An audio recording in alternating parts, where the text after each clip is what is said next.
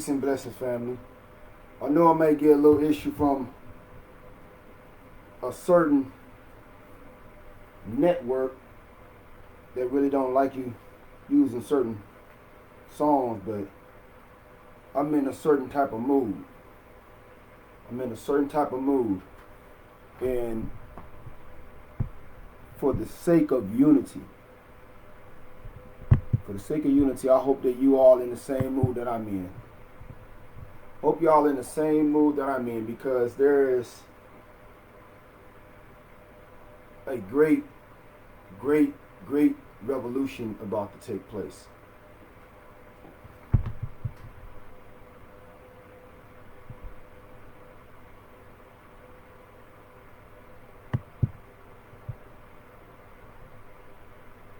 Yep, as I seen that we already had an issue that fast on what I had just a little snippet of this song got played.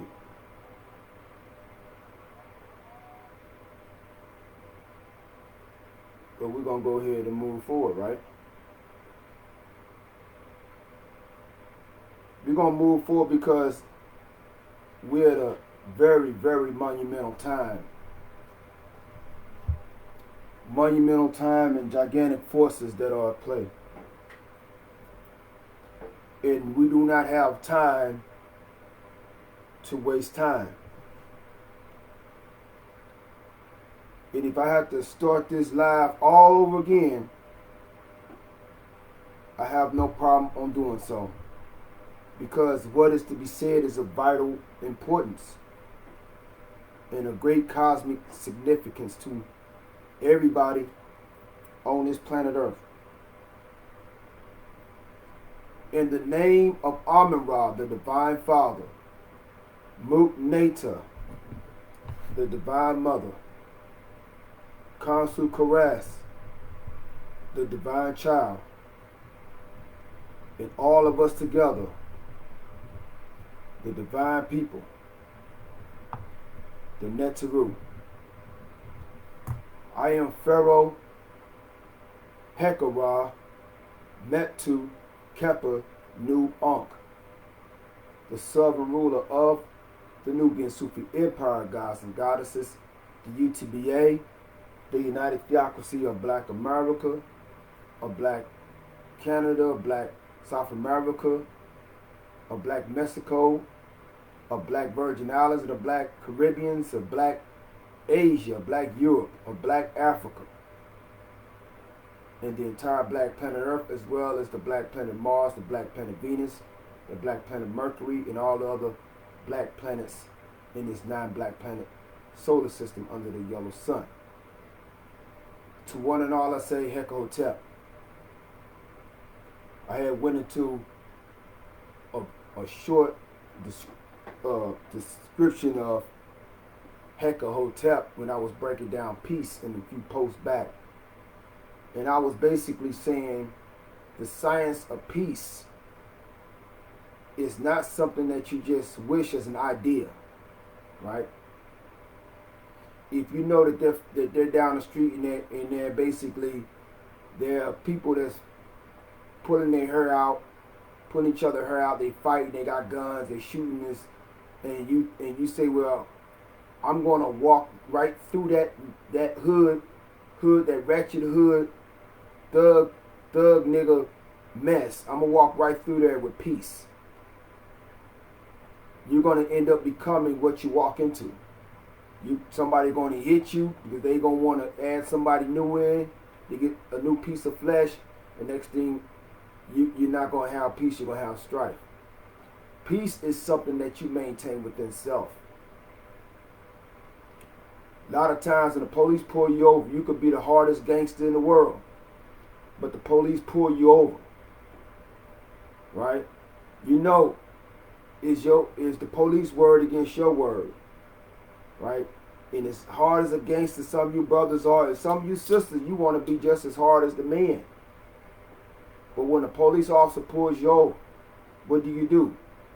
You hold your peace, right? You tell your own self, peace be still, because 9 out of 10, if the police feels that you're a threat, he's going to pull out that thing, right? And say he was defending himself for what he thought may be harm against his own self. So for the sake of your life, you keep peace, right? You don't go off on the police. Now, you've seen those who have went off on the police. F you, mother, you ain't you. Next thing you know it, you heard about somebody shot by the police. And now people want to protest, right? So when you're in a situation, you can have a situation where you got a jacked up landlord and he's talking crazy to you, right? And you know he's kind of messed up and is not fixing the plumbing and lighting keep going out, internet's jacked, right? And you want to go off on a landlord, but you realize you kind of $100 short on your rent. And you have all the intentions on going off of him like you said you was going to do last month, but you didn't know the boss was going to say he didn't need you for 2 days. Those 2 days that you didn't go to work, you was banking on those 2 days to add to your rent. So now you really want to go off on a landlord over the plumbing and the lighting and whatnot, the internet, and he's talking crazy to you, and he ain't even fixed what he fixed yet. You can't talk. You don't want to talk crazy back because you short on that $100, and out the door you might go. So you do what? You hold your peace, right? It's also situations that you may be even going to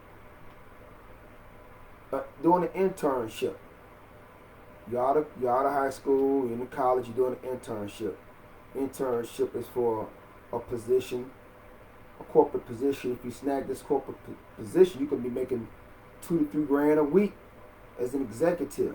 If you can snag this position at the early age of 19, 20, you might be old here. You finally got your break. You in your 40s.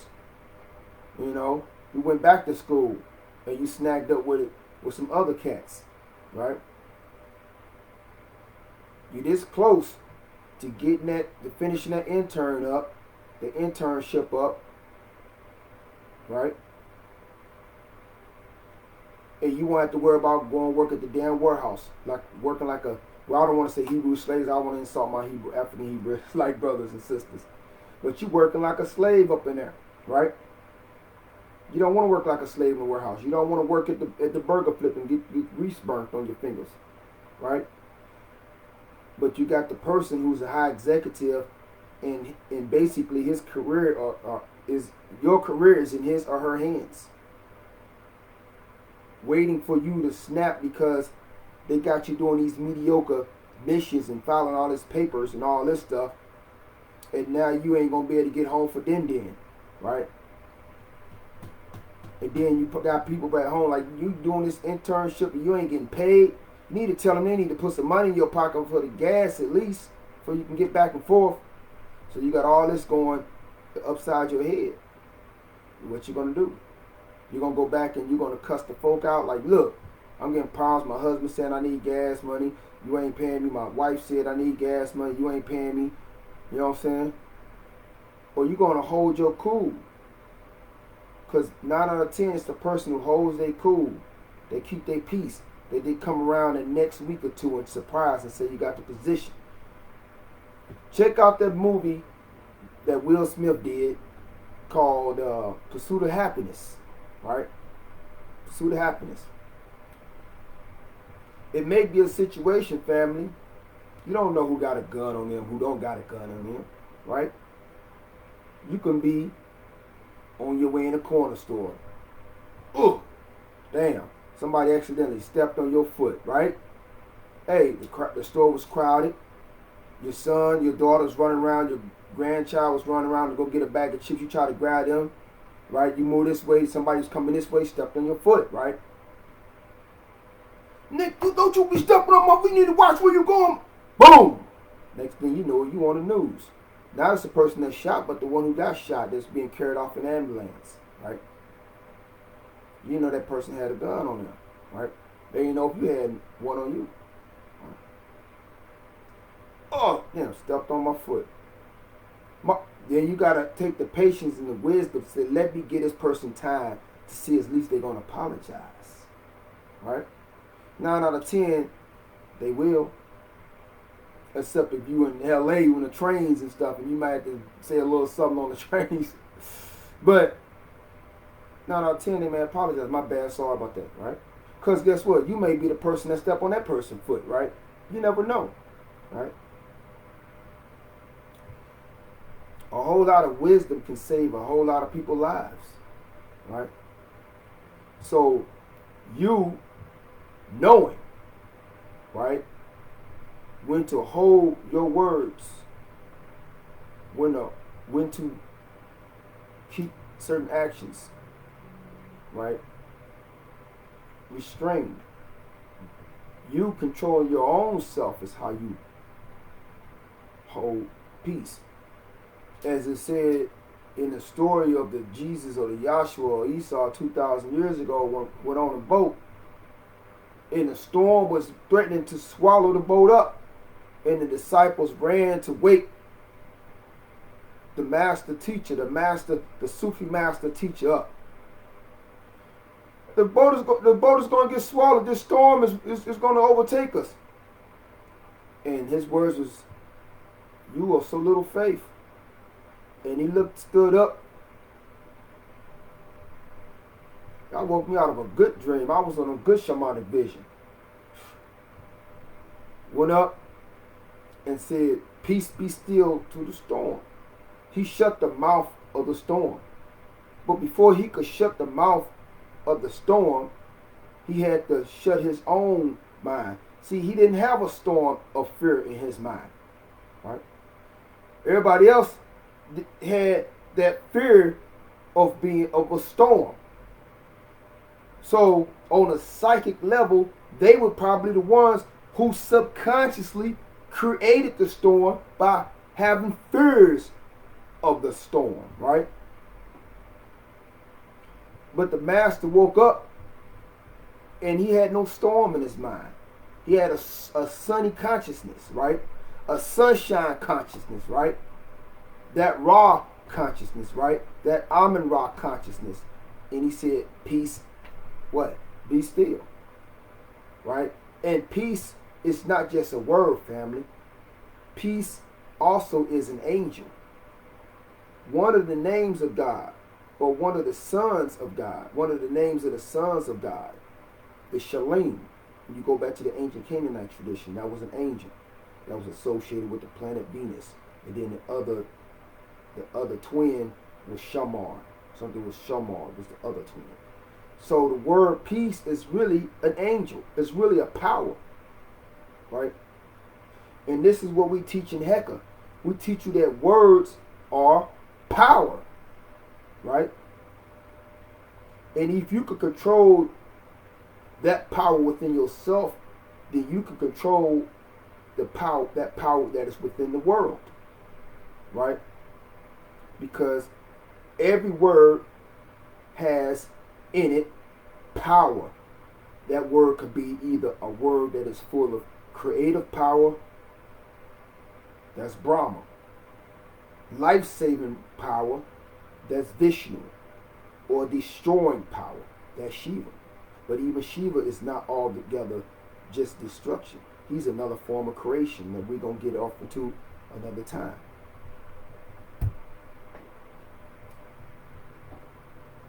When I was 18 years old and the angels started to approach me in my younger years, before I knew they was angels, when I was just realizing that I'm a God. I was just realizing that knowledge. Psalms 82. Ye all gods. But I still may have had a concept that the angels had the wings and them. I still wasn't all the way out of that. I had already graduated. Okay, Jesus is black too. God is black. He's Amun Ra. Jesus is black.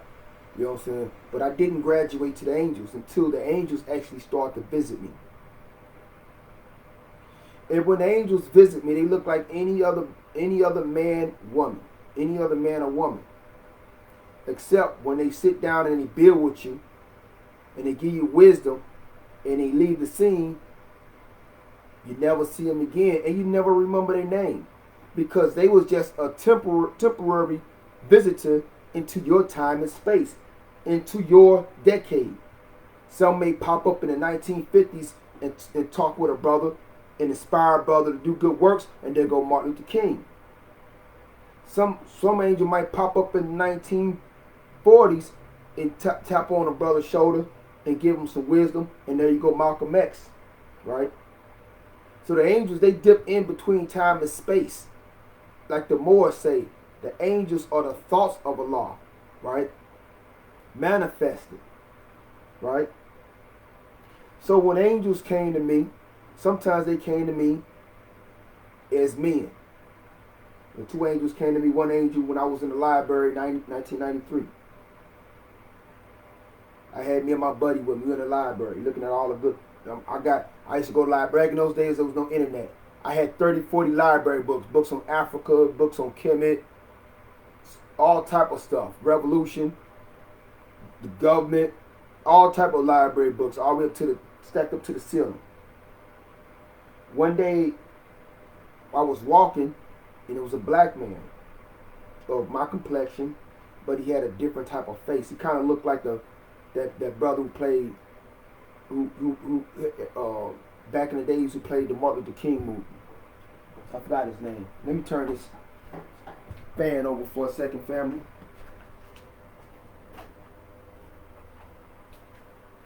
There we go. So this older brother, he said to me, on all the books that you get, why don't you go get the Mahabharata? At the time, I didn't know what the Mahabharata was. What's the Mahabharata? So he told me about a text that I would not even get my hands on for another 5 years. He said, get the Mahabharata. It's very powerful. Now, for those of you who don't like to study outside of Kemet, which is a big mistake because you can't regulate yourself to just studying Kemet.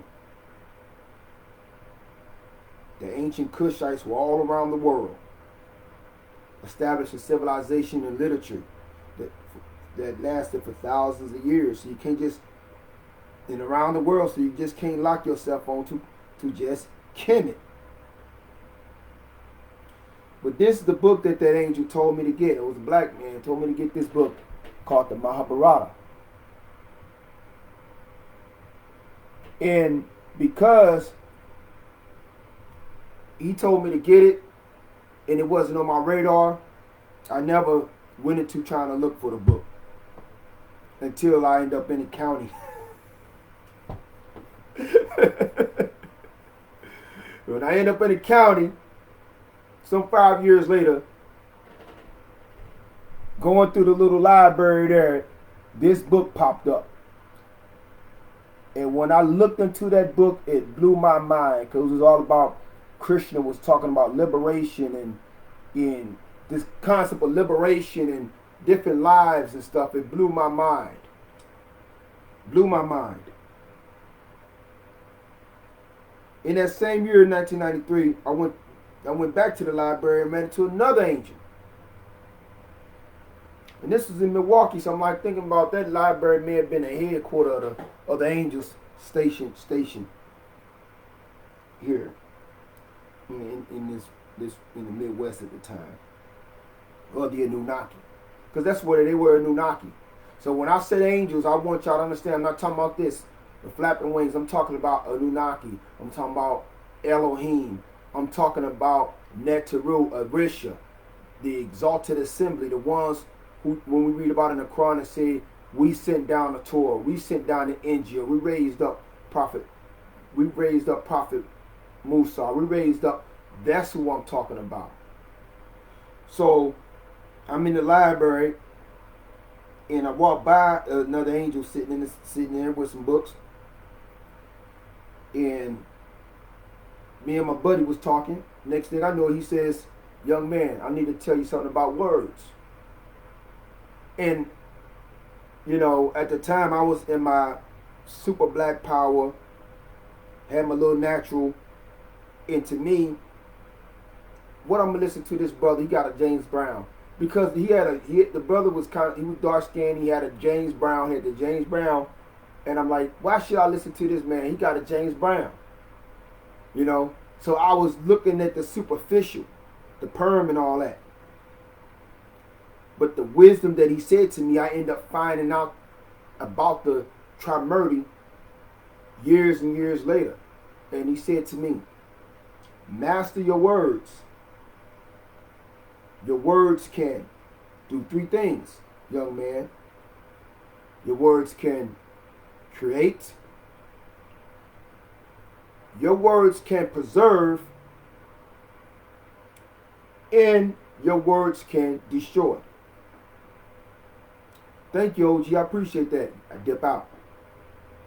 I end up finding some years later about Brahma, Vishnu, and Shiva. And then as I got closer in this science of Heka, I saw the Kemetic aspect, which is Heka, Hu, and Sia, right? Then the last angel I saw was a female.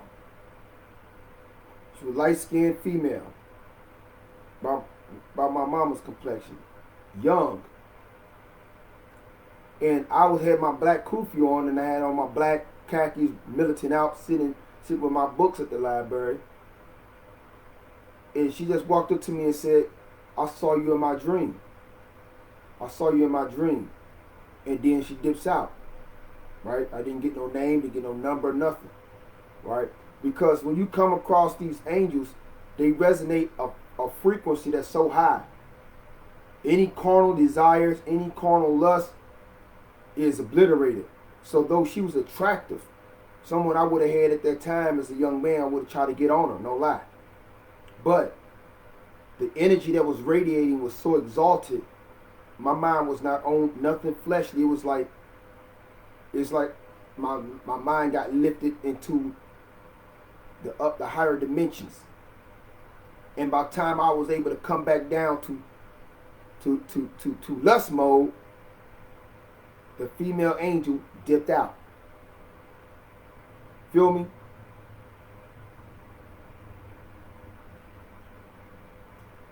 So, thinking about those encounters makes me understand clearly when it said in the Old Testament that 3 angels, meaning 3 messengers, because that's all an angel means. Angel is Greek for messenger. Don't get spooked up. 3 angels or 3 messengers came to see Abraham, came to see Prophet Abraham, and one of them was the Lord, right? And Abraham saw these angels coming. This is where the Sufism come from.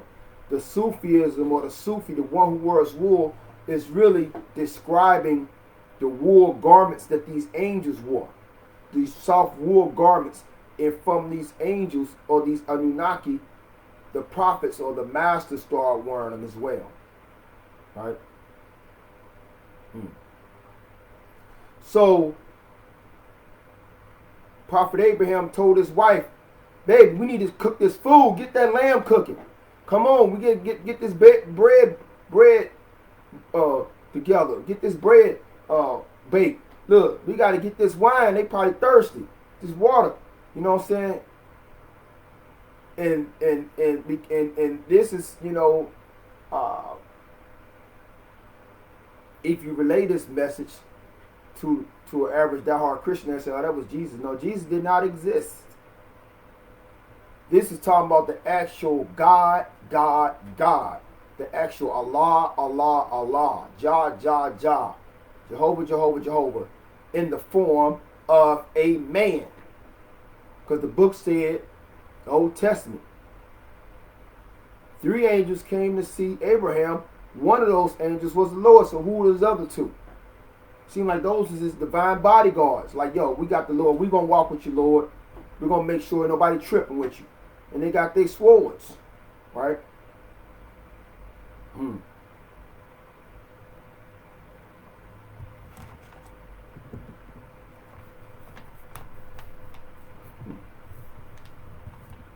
So this is just to let you know what's really going on, what's really taking place.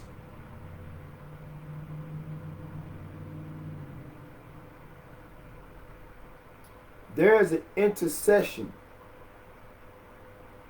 of what is called angels. There's an intercession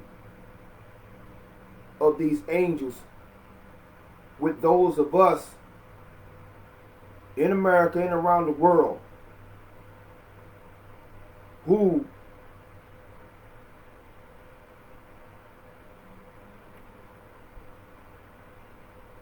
are, for a lack of better words, mystics, right? For those of us who, some of us may be in a church, but we studying deeper than what the pastor's talking about. We studying what is the Gnostic teachings, what is this thing about chakras, what is this right here? What does the Christ really means? For those of us that's in the synagogue that goes beyond the Torah, like what is this Kabbalah? What is these different Sephirah? What's that about? For those of us that's in the mosque, it's like that goes beyond just the Orthodox Sunni Muslim constraints or the politicalness of the Shiite, and we're going deep into the esoteric decoding of the Quran, right? Whether it be Sufis or Batinia or whatever. Those who are the mystics, the yogis, the shamans, the hermetics, those who basically, like Yahshua or Esau, are in the world but not of the world, right? For those of us who are opened ourselves up to a new disposition of divine wisdom, those of us who have self-liberated ourselves from the shackles of the decaying age of Pisces, those of us who are already attuned with the frequencies of the age of Aquarius to this new age, right? And right now, we are identical in this early phase of the age of Aquarius as the Jesus of 2,000 years ago with his disciples and followers and the mystics of that time were in the beginning of the age of the Pisces. So you have those who came into power through slavery. They came into power through bloody conquest, whether it was through Christianity, whether it was through Islam. But they came into power through bloody conquest. And they capitalized off of the broken frequencies of the war in heaven of 66 trillion years ago. They are right now fighting for their lives to war against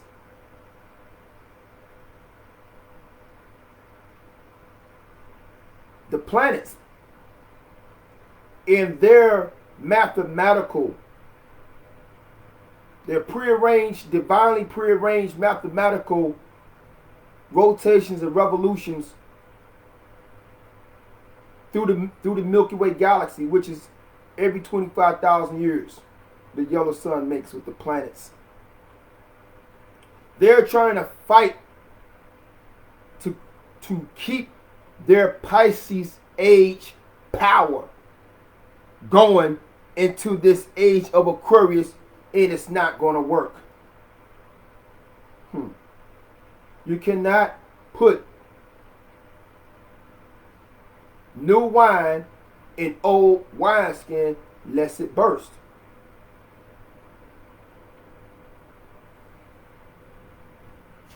I got some notes that I'm going to be dipping off into. The title of this sermon, family, is my Diefic Life Transformation. My Diefic Life Transformation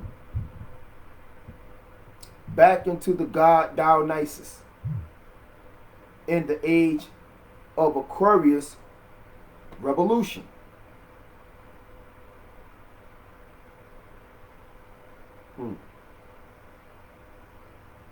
Once again, that is my Diefic Life Transformation back into the God Dionysus in the age of Aquarius revolution. I'm trying not to go too long because I got to get some stuff. I don't want to say I'm going to stop at this time and I'm still going another hour or two. But I'm going to try my best not to go too long.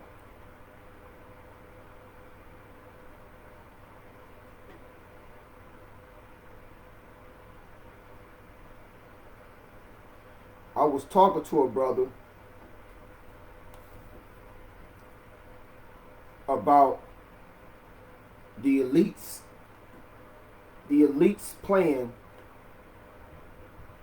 and their plans are being unraveled before the eyes of the masses. The elite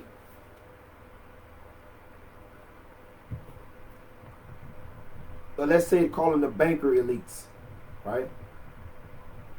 The banker elites or the Adamite Illuminati, right? The banker elites want everything to go back to the way it was. But because the planet is going to constantly rotate as long as the planet exists, it's going to constantly rotate on that axis, and it's going to revolve around the sun, and the sun throughout the Milky Way galaxy. It can never go back. It can only go forward. Right? Give me a minute, family.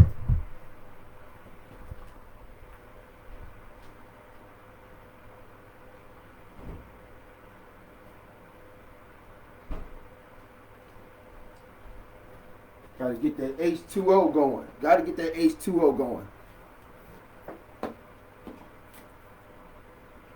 I told a brother that from what I'm seeing, the internet and cryptocurrency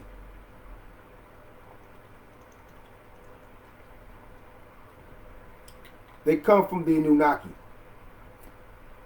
Cryptocurrency and the internet, they are all transmissions from the Anunnaki that became ideas in the minds of those who had the money to make those ideas physical. And as it is, they tried to say, oh, they shut down certain social network, but right now, the internet is alive, 24/7, right? Around the world. No one country could say, hey, we own the entire internet. It's all ours. We, the United States, we could tell people, we can cut people's internet off. We control all the internet. Or with Canada, we control all the internet. Or we China, we control it. No one controls the internet. It's alive. Cryptocurrency, right? Back in the days when you even attempted to try to make money and it wasn't up under the permission of a said government, they would consider it as counterfeit money.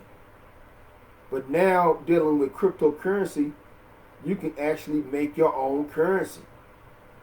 And it's all about the international free market. You know, so, you know, and that's what we knew against Sufis at. We're realizing right now that even dealing with money that we never, we're always, if we are to be our own government, we won't be able to use a former government's money, right? We have to use our own money. We have to develop our own currency. You know, it's almost like, you know, you can go work for a company and work as hard as you can, but you're never gonna get as much money as the one who owns the company, right? And so now you can actually they got a herb coin. They got all type of coins that you can. They got coins for days. And then now they got the NFTs, and I'm kind of waiting on the NFTs. I want to get off into the NFTs, but I want to wait until we got a full mastery on the crypto right now. So Bitcoin still remains decentralized, though the elites, the banking elites like Warren Buffett, have been trying to basically financially assassinate Bitcoin and put a black eye on all cryptocurrencies, because he represents the age of that slave money. He represents the old cotton field money.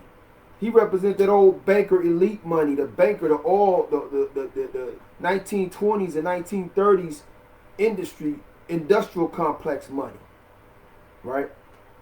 Corporate America money. All those type of monies have been always up under the domination, the prime domination of European men. And the Arabs stepped in after the countless invasions in the Middle East. The money on that side has been in their hands, and not the indigenous Nubian peoples that lived in the Middle East before there was any Arabs on the scene. Same thing over in Asia. So the banker elite don't want the average man or woman. They don't want the average black man, the average black woman, even the average white man or average white woman. They call trailer trash or poor white trash because they don't live in mansions. They live in trailers, so they consider them not worthy to look at. Or they may have some jail records or something. They may be white but got a jail record. You know what I'm saying? Or the poor Latinos, a Latino man, Latino woman. They don't want the average people who they are making their wealth to keep ruling over, putting them in debt, making them renters, making them buyers, making them consumers.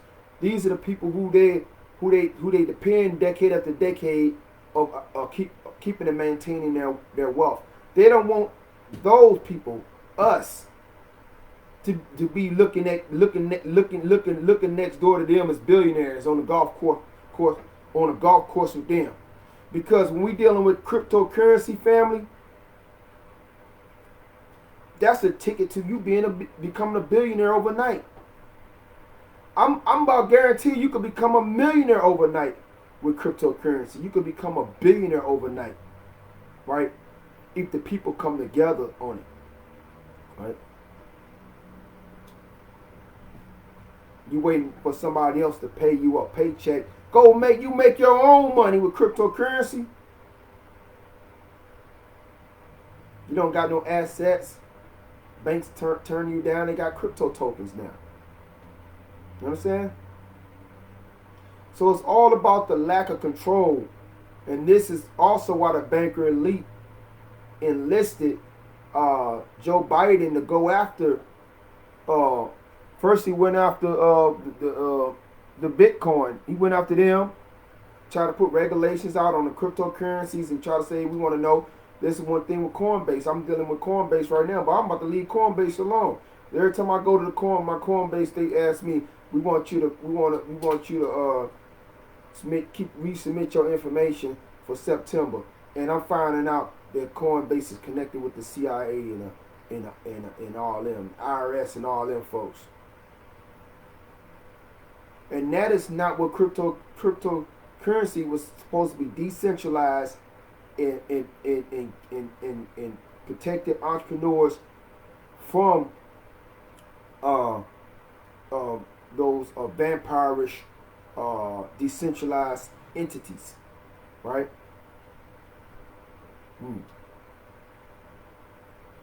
So they can't really stop the cryptocurrency because they didn't create it. The Anunnaki sent that information down, right? As well as the internet. And dealing with also what Joe Biden did on the behalf of the banker elite. He started going after the entrepreneurs and people that just get little, let me see what's on your cash app. If you get more than $600, we want to know what's on your cash app. We want to know what's on your PayPal. We want to know what's on your Venmo. Why you want to know what's on my stuff? Because I didn't want to go out and get the mark of the beast. Because I didn't want to go out to go get the mark of the beast and I'm making $2,000 a week at home. Right? And I didn't have to go get the mark of the beast. You know, because you said if I didn't get the mark of the beast, I'm not going to get my job. I can't keep my job. Well, that job. I'm not getting the mark of the beast. Right? Because the book of Revelation said that they're going to, when they put out the mark of the beast, they're going to say you can either buy or sell unless you take the mark. And the mark is the number of man, 666. And some try to flip it around and say, oh, that's the carbon, oh, that's the carbon, man. All y'all niggas that kept on saying that's the carbon, don't worry about that mark of the beast. We the beast, because we black, that's the carbon. Y'all probably took it. Because y'all reversed God teachings y'all self and y'all into devil teachings. Y'all done technology y'all self out. That's not the number of that's not the number of us. That's the number of 6,666 years ago. Plain and simple. 6,666 years ago. You know what I'm saying?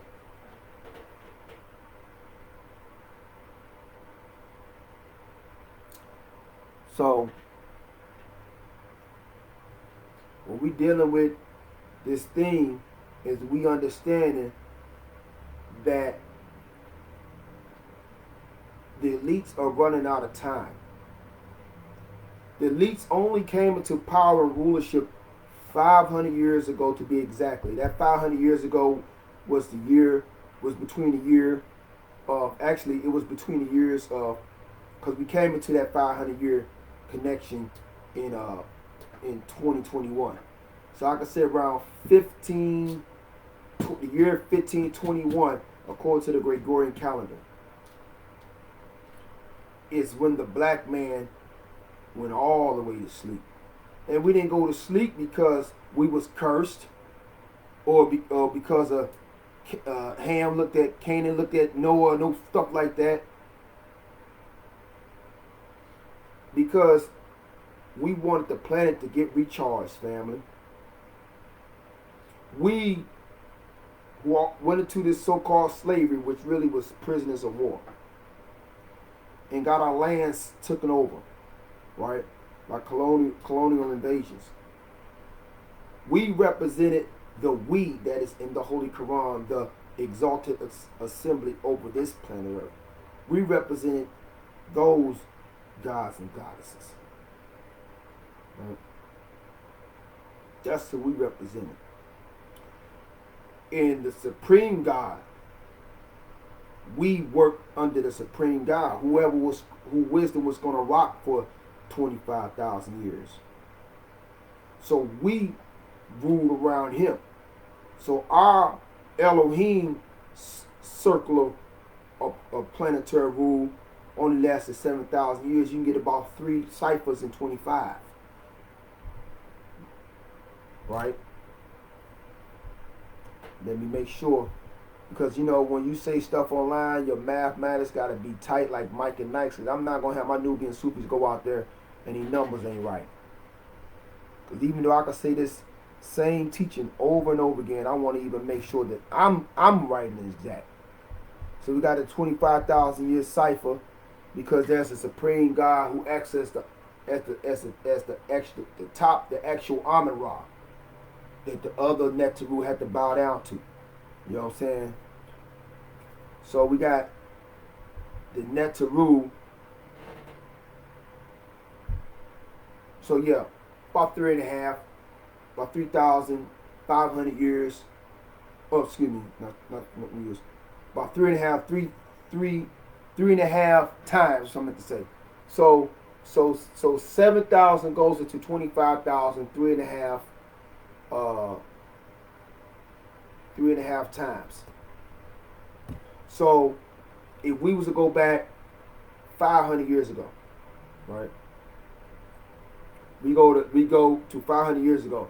That was only 6,500 years, right? So that sleep period, that 500-year sleep period, that's where they get the concept of the phoenix from. The phoenix, emerging out of ashes every 500 years is reborn. And so within that 500-year period, that's the period of that sarcophagus, the sleeping, we the sarcophagus, we the pharaohs in the sarcophagus. But our sarcophagus happened to have been a slave ship at this moment. So when that 500 years is up, it's another 7,000-year period to kick off. So we right now are in the beginning of a new 7,000-year period, right? The colonial powers of Europe, Britain, dealing with Britain or England, France, Portugal, Spain, Italy, Germany, all those European countries that took part in the colonial conquest of the planet Earth 500 years ago. And any of the Arabs that came in that basically who helped open the door for that. Everybody, all those governments who partook in taking the planet away from the original Nubian people, or the Moors, as some called us, who originally ruled the planet. Their time is up, or as in rulership. There's still going to be other races of people on the planet. It's just going to be a different rulership of people over the planet. Right? So, to keep my people asleep, to keep my people deaf, dumb, and blind as a bat, is a great benefit of those who are in power today.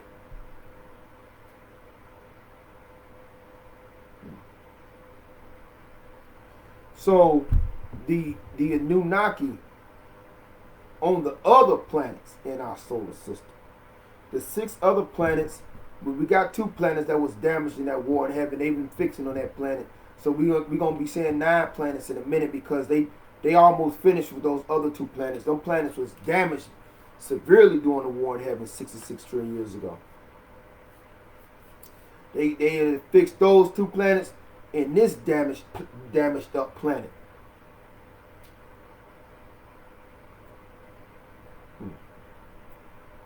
People say, I ain't perfect. Well, ain't nobody perfect. The planet ain't perfect. The planet was damaged. It was perfect before 66 trillion years ago, when one of the gods tried to blow the planet up, which did happen.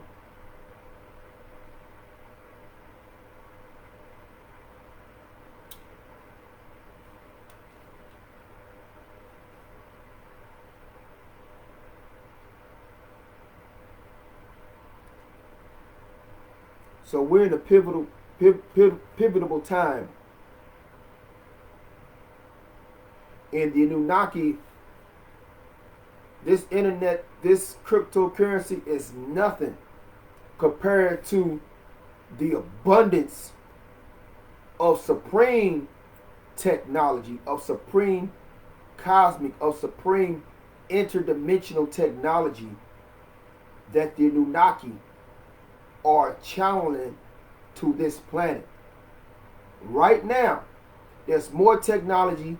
There's technology that's being channeled here from the stars, family. Right? I mentioned to you there was these different types of civilization on the Kardashian. I think it was the Cardosh scale.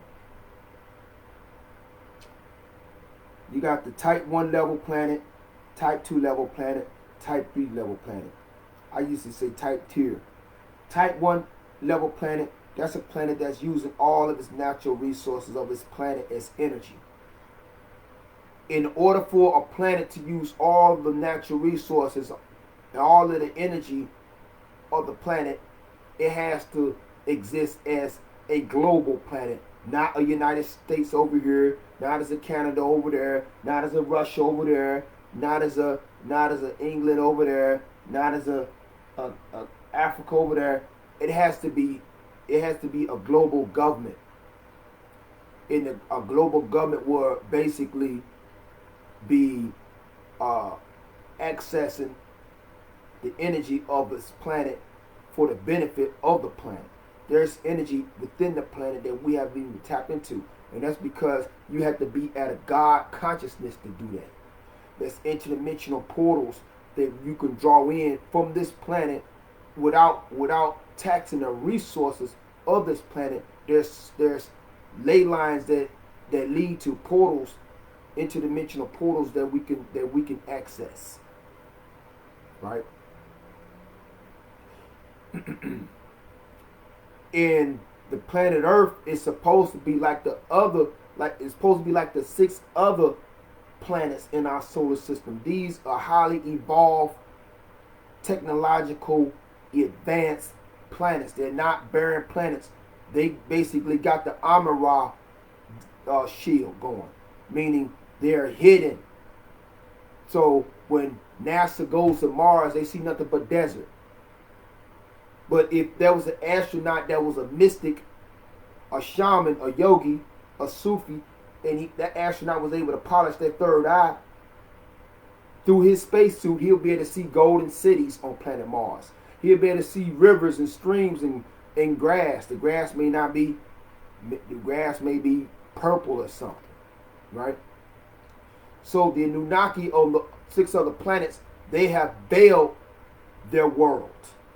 And the veiling has been there for a long time. It's been since since Atum-Ra became Amon-Ra. But it's really veiled due to NASA, the NASA program. So when they look, they don't see nothing on these planets. But there's armies, there's high-powered tanks and all type of stuff ready to blow something to smithereens. People out there with all their weapons ready to bum rush anybody that try to take over their planet. Because they see what happened to the natives on this planet. And this is why they got ships, Martian ships and Mercury ships and Venetian ships hovering over this planet and inside the atmosphere of this planet, letting the militaries of this planet know, don't try nothing up there. You try something on one of our planets, we're going to do something down here. So that goes into the book of Revelation when it says the 7 angels. The 7 angels are talking about the 7 planetary governments. So each planet works. They don't have on planet Mars, planet Mercury, they don't have no continent, different countries. It's one government, one planet. And that's what planet Earth was prior to the colonial invasion. Only thing that they had prior to 500 years ago is city-states. Throughout what is known as China, city-states. Throughout what is known as the United States during the time of the ancient Mayans, city-states. Europe, city-states. Kingdoms here, kingdoms there, kingdoms there. That's why it's called the United Kingdom in England right now. They got rid of all the other kingdoms and made it one kingdom. Right? That kind of shuts your freedom off in a sense, because now you guys got to listen to what this one person is saying. You can't come build your own house over here and do what you want to do. Now you got to pay taxes to somebody that's over you when you could be over yourself. And that's how the elites want to keep it. The whole science of separating land masses up is descended from the times of Set, when Set was supposed to have divided Osiris' body up into 14 pieces. So the mythology of the mentality of separating things go back to Set of ancient Kemet, right? And this is why Constantine took up the crucifix. A lot of y'all think the crucifix is your best buddy. Think that's the symbol of love. Watch that vampire movie. It said, when a vampire, you better go get the crucifix. You better get this symbol because there's a vampire coming, right? Here come the vampire. You need to get this out, and it's gonna make you gotta get this out, and it's gonna make the vampire run. This supposed make the vampire run. Get this and make the vampire get out your face, right? Y'all can't really see it that good because this supposed to make the vampire get out your face. Y'all can see it, right? There ain't nothing but Caesar Borgia, right? And that's the Roman symbol of death. So how is death gonna scare death away? If anything, if you want to scare a so-called vampire away, anything you're gonna go get one. You're gonna get if you want to really scare a vampire away. You're gonna get an unk right here. You're gonna get an unk for your vampires, your wolves, or whatever y'all talking about in those fake horror movies. In those fake black is evil horror movies. In the nighttime is evil horror movies. In the ancient world, the nighttime was sacred and beautiful and divine. Represented the womb of the goddess.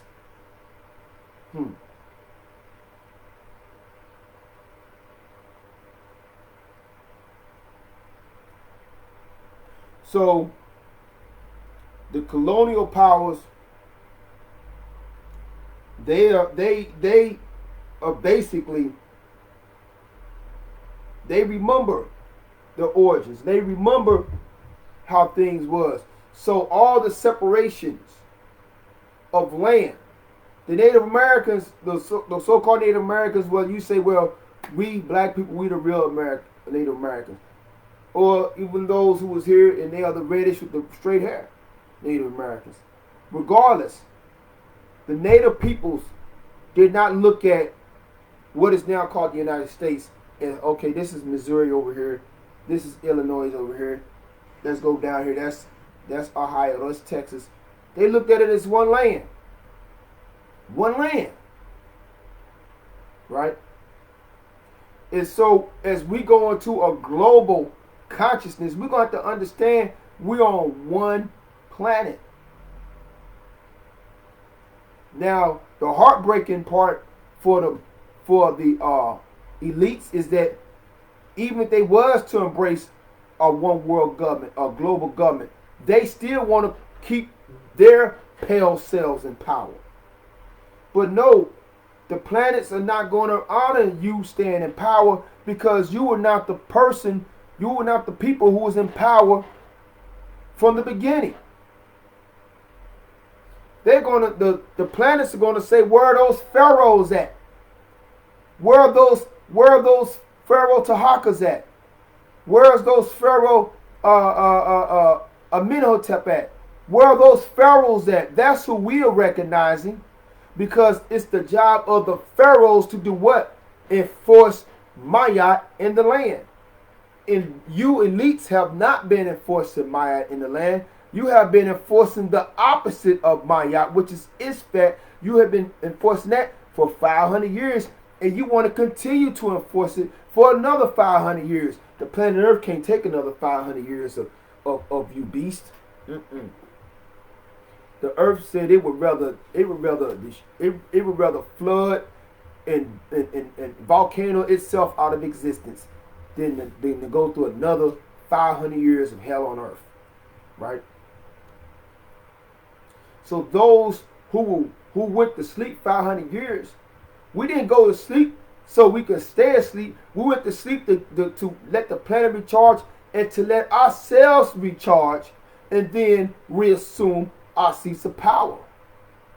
And this is why there were certain angels or messengers, right, who would transmit the information. So if a pharaoh needed to be woke up today so he can rule tomorrow, then here comes that messenger, here comes that angel to wake that prophet up. And then once that prophet puts in work, then that prophet earns him a throne as a king or as a pharaoh. Right?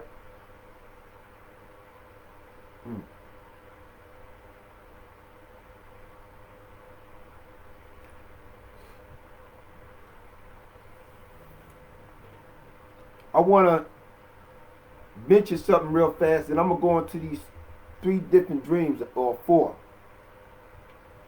When I say my my deific life transformation back into the God Dionysus. What I am saying, that each one of us have a divine nature. We can live this divine nature and become immortal and never die. And even if we seem to physically die in front of people, we can always reassemble our atoms somewhere else and become physical again. That's how we existed prior to 500 years ago. That is the science that the Moors spoke about in the Circle 7 of the Moorish Quran, when they said that Prophet Jesus or Prophet Isa or Prophet Yahshua, he had, after attaining unity with the holy breath, right? The holy breath is what is called in Sufism the hue, right? Once he became in harmony with the holy breath, he attained deific life. But it was at a period between life and death. In that period between when you're going to die and when you're going to wake up, that period right there, when you hear about people died in their sleep, right? A person that died in their sleep, that means that they ran out of life force. Time is up. The hourglass ran out on them, right? But if one can meet the holy breath at that moment, then that person have eternal life, because the life force, which is the holy breath, is also called Hay in Kemet, which means eternity, right? And this is where we get the word Heka from, because Hay represents the eternity, never ending. That's why they used to have on the Pharaoh's tombs, I wish you millions of years of life and rule. That's an extension of life force. Right? So the Ka is the life force, but the Hay is the infinite, the unlimitlessness, is unlimited as the universe, the multiverse, the megaverse, the omniverse, unlimited, eternity. Right? So if you catch that life, that eternal life force, if your Atman is as the Hindus call it, the Atman, if your Atman links with the Brahman right before the death period, you become immortal. Right? You become immortal.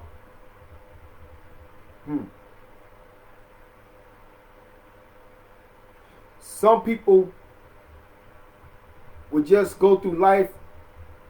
If there's a God, I don't care about no God. Or if there's a God, I say my prayers, I'm going to go about my business. Right?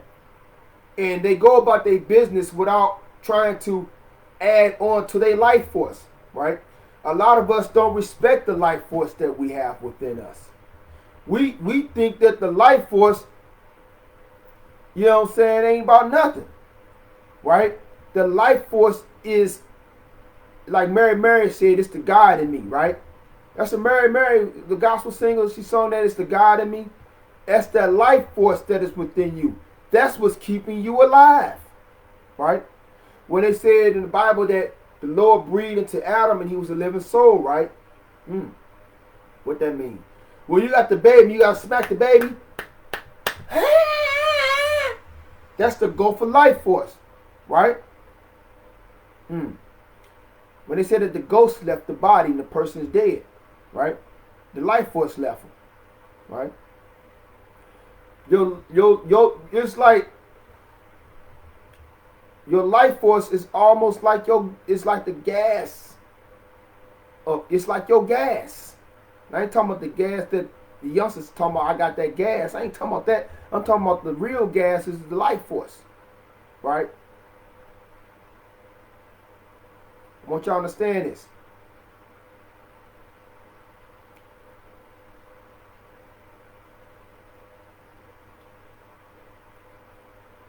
Some people treat their life force like a person who would treat a car with, like a person who runs down cars would treat their car. You know that you need to put some gas in that car. You know that you said you for to get ready to drive from what's the spot in St. Louis?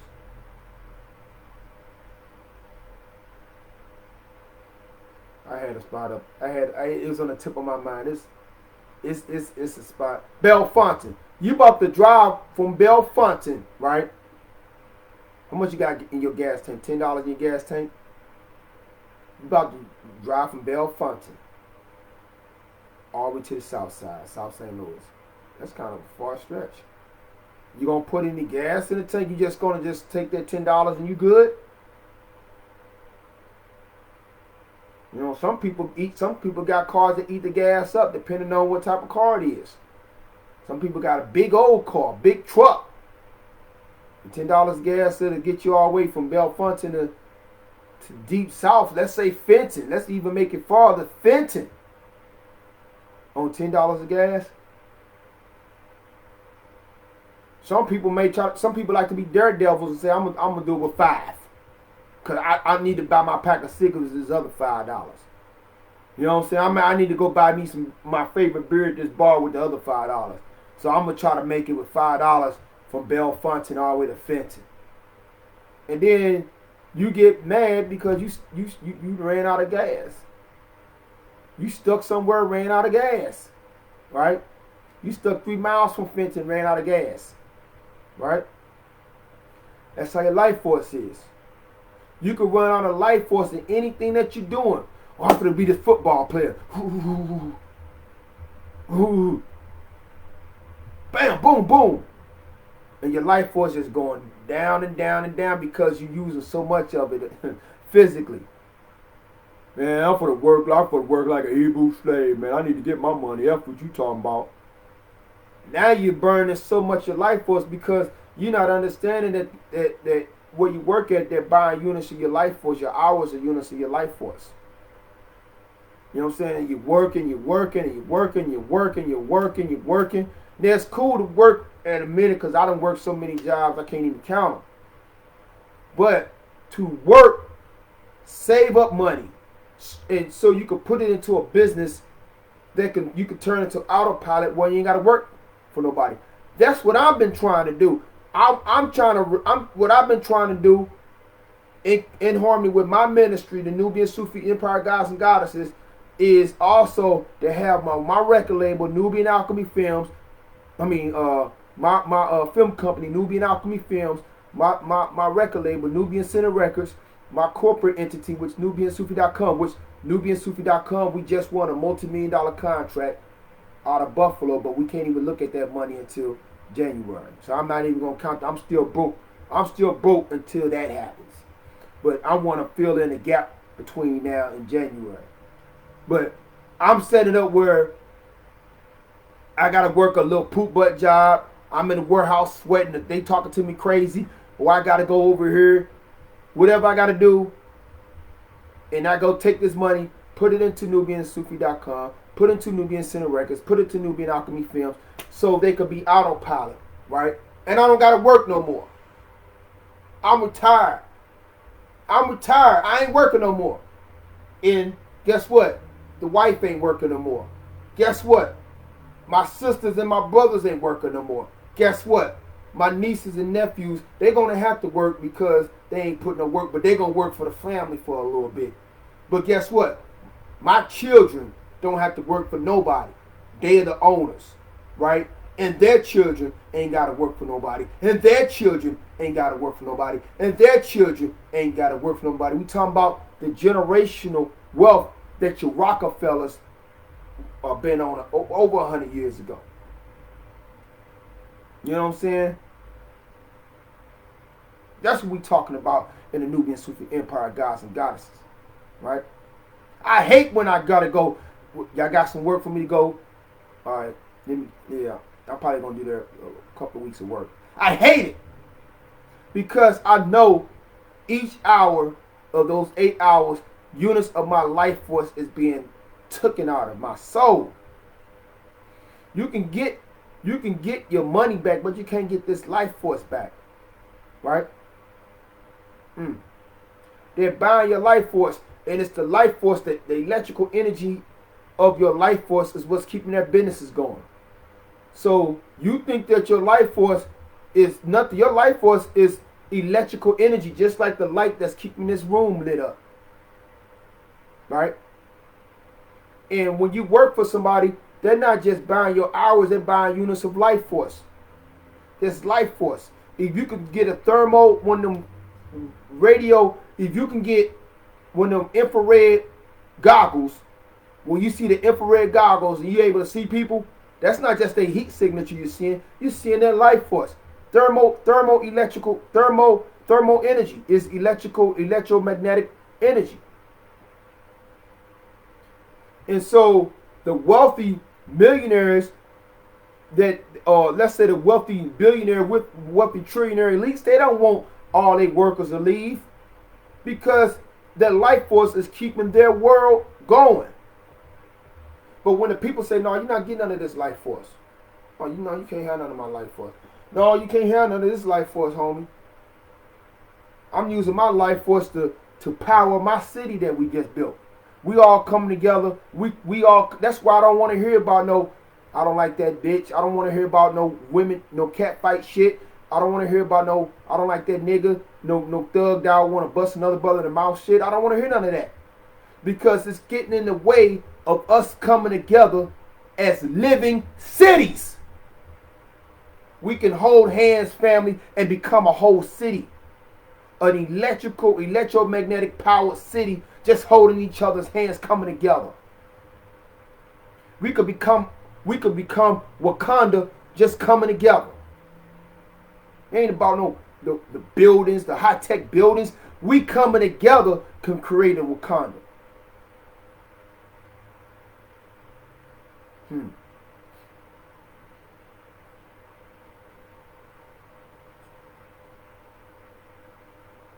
So we build it so our seed won't have to work. We're getting back into where we were prior to falling asleep 500 years ago. The only reason why we was able to be taken captives is because we went to sleep and all of our psychic abilities went to sleep. Our telekinesis went to sleep. Our powers of telepathy went to sleep. Our power to teleport. Do you think if the brothers and sisters was walking through the forest and some cats threw some nets on them, they would have just stayed there and they had their powers? They would have teleported, and they probably would have threw some fireballs and some electric bolts at those slave raiders. Right? So now we are returning back as we are raising our consciousness. We're returning back to being those superpowered beings. And that's another thing too in dealing with this electrical energy, family. We can send each other money. And I ain't talking about doing a money order or Western Union or not even cryptocurrency. If we understand in the science of the word currency itself, right? In the word currency, you get the word current, right? So if we understand how the science of Nebuchadnezzar, when Nebuchadnezzar, who was the first god, he spoke himself into existence when he said Capra, meaning become. He spoke himself into existence. And that science passed on trillions of years down to Ra. You know what I'm saying? When Ra came on the scene and whatever he desired, he said the name of the thing and it came into existence, right? So we understanding the power of the word, the power of the metaneta, the word of God, or the word of gods, or the word of being a god or a goddess, the metaneta, right? If we in our exalted state of consciousness, brothers and sisters, my sister and my brother, they're in Texas. I should have enough power, God power, to say $50,000 go to my brother in Texas. I'm not worrying about how you gonna get it. I just said $50,000 go to my brother in Texas. And I got my sister that's in Ohio that needs some boost. I'm saying $500,000 go to my sister in Ohio. My word is the money. That's what I'm trying to get y'all to understand. That's the revolution that we heading into, family. We head into this revolution with all of our powers back. No need for no gun. No need for a knife. We going into this revolution with all of our powers. And so in this power of me becoming Dionysus, right? That's the deific life. The Dionysus is is considered in the Greek myth as the crown prince of the gods. He was the one in which Zeus, or the Greek version of Amun-Ra, he's the one who was set on the throne to be the Khalifa. He was to be the Khalifa of his father. Right? Is it kind of alludes to the science of Ptah making Atum the Khalifa, right, over the planet Earth. That Dionysus represented the Khalifa over this planet, meaning representing us gods and goddesses being the rulers over this planet, right? Now those high level gods and goddesses on planet Mars, planet Mercury, and them other planets, they got their own choice of who gonna be the Khalifas over those planets, right? We ain't got nothing to do with what they say, right? We just a part of the same interplanetary government, which is the kingdom of God, right? Collectively called Amun-Ra. But we are the gods and goddesses that are the Khalifa over this planet. So we are the Dionysus over this planet. And the science of Dionysus is basically it's that omnipotent word. It's that power to transform reality. It's that power to transform time and space. It's that power to say shackles be broken and they obliterated to pieces, if not atoms. And this is why in the Greek myth, the Greek mythology of Dionysus, they describe him as being a type of god who was always working miracles, and was working miracles just to prove that he was God. He was a god. And Dionysus had followers, and mainly the followers were women who had left their homes. So the story of Dionysus and these followers, there was thousands of women that was following Dionysus, and they was called the Bacchantes. But these women, these were priestesses, and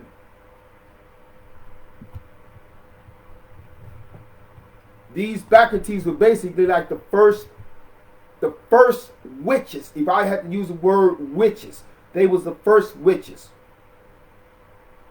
And the society of the Greeks was turned upside down because they was against all the restraints, all the social norms of the day. So there was times where they outlawed the worship of Dionysus. Well, all of the regular Greek gods, from Zeus to Mars to Apollo to Aphrodite, society just had a regular, we're going to go to the temple, pay our tithes, pray, and leave. But with the Dionysus, it was always, it's sort of like Prince. We want to put Dionysus in the category of the wildness that Prince was, or the wildness that Jim Morrison was, right? That rock star. Imagine a rock star religion. You know what I'm saying? That's when you get off into the Dionysus. And that's where in the Dionysus is the element of rebellion against tyrants. Those who basically was trying to shut down the Dionysus worship. A lot of magical sorcery stuff was shutting them down later on, shutting these rulers down later on, right? And I'm not gonna get off into the stories of it, but there was one story where one of the king of Thebes, right? Because Dionysus was from Thebes, which is in Kemet, proving that Dionysus was a black Egyptian or Nubian origin. But he was supposed to be the son of Amun-Ra by a queen, a regular earthly queen. And the king of Thebes at the time Pentheus was the cousin of Dionysus, and he was kept trying to shut down the worship and the rites, because they was everywhere that the people who was worshiping Dionysus went, there was a party. It was a lot of this going on, a lot of dancing, a lot of singing going on, right? Not none of this. I am holy. I am too holy to cuss. I am too holy to dance. I am too holy to sing. I am too holy to love. None of that. Everywhere that the followers of Dionysus went, there was parties, there was music, there was dancing. Right? So, king at the time said, we want to shut this down. But see, Dionysus was coming to his hometown and say, look, I am a god. And if I'm going to get on anywhere, it's going to be in my hometown. And so Pentheus went against him and threw Dionysus in jail.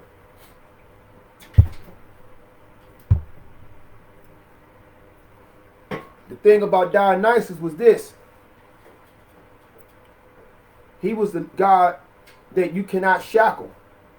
You cannot tie up. You cannot bound. So when they threw him in the jail, they threw him in, but he was in disguise of a priest of Dionysus. So Dionysus was in disguise as a priest of Dionysus. And this is kind of similar to the stories in India about Shiva going in disguise of a Sita, right? And going before the king, right? And telling the king to leave the people of Shiva alone.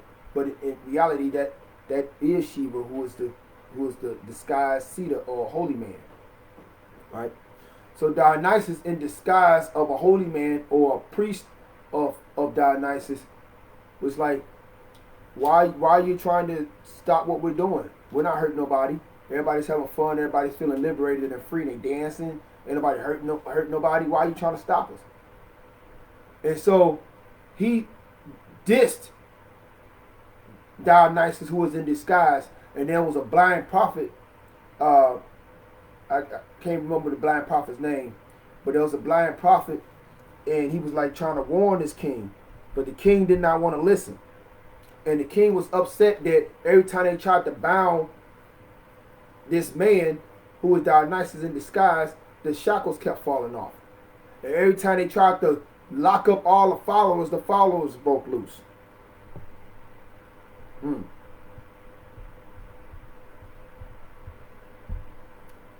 Strange thing is that kind of connects with the story about Yaqub, where they locked Yaqub up and the followers was going everywhere, and the king came back to Yaqub and said, what can we do to get y'all to stop and get your followers to stop? And Yaqub said, give us our own land and 25 and give us our own land, and up to 25 years you take care of what we need, our resources. We provide resources that we need, and we'll take it from there. So evidently, Dionysus broke free, and the king came to ruin because he tried to spy on them, and the women saw him and tore him to pieces. Right. So the story about Dionysus also spoke about some pirates took him on a ship. Right. There was a pirates that Dionysus was sleeping. Dionysus was sleeping, minding his business, and but he had the purple robe on, gold, and he thought that he was they thought he was the son of royalty. They didn't think he was like a divine god. So they kidnapped him and took him on a boat, and they said, we're gonna sell him to the highest bidder. Now, I don't know what's going on with this internet. I want this internet to rock and roll. It ain't rock and roll all of a sudden. Play games with me because we right in the middle doing something. So, one of the pirates on the ship saw the light in Dionysus and said, look, I think y'all need to let him go. Y'all need to let him go. Get him off this ship. Don't try to sell him. Let him go. And because they was caught up on the money and what they think they can get, we're gonna sell him as a slave to somebody, right? This is one of the pictures. This is like one of the. We talking about Dionysus. So they didn't listen to old boy when he said, "Don't sell him. Get rid. Just let him free." And so Dionysus, who was in his full God power mode, Dionysus transformed himself into a lion. He transformed himself into a lion, and all of the ropes of the ship transformed into serpents, and wine flowed down the boat. And the pirates were so fearful and so scared that when they saw this dancing lion, which Dionysus became, and that's a symbolism in that lion. There's a symbolism in the serpent. But the pirates who was going to sell Dionysus as a slave, when they saw him transform into that lion, they were so scared they jumped off the boat and was turned into dolphins. And the ocean was an ocean of wine. And so there's a lot of symbolism in it.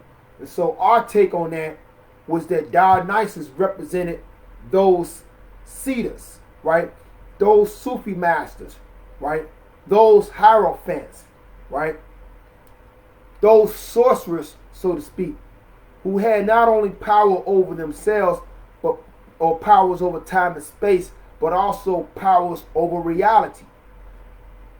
That Dionysus represented black people when we was walking the earth as supreme beings, as gods and goddesses, right?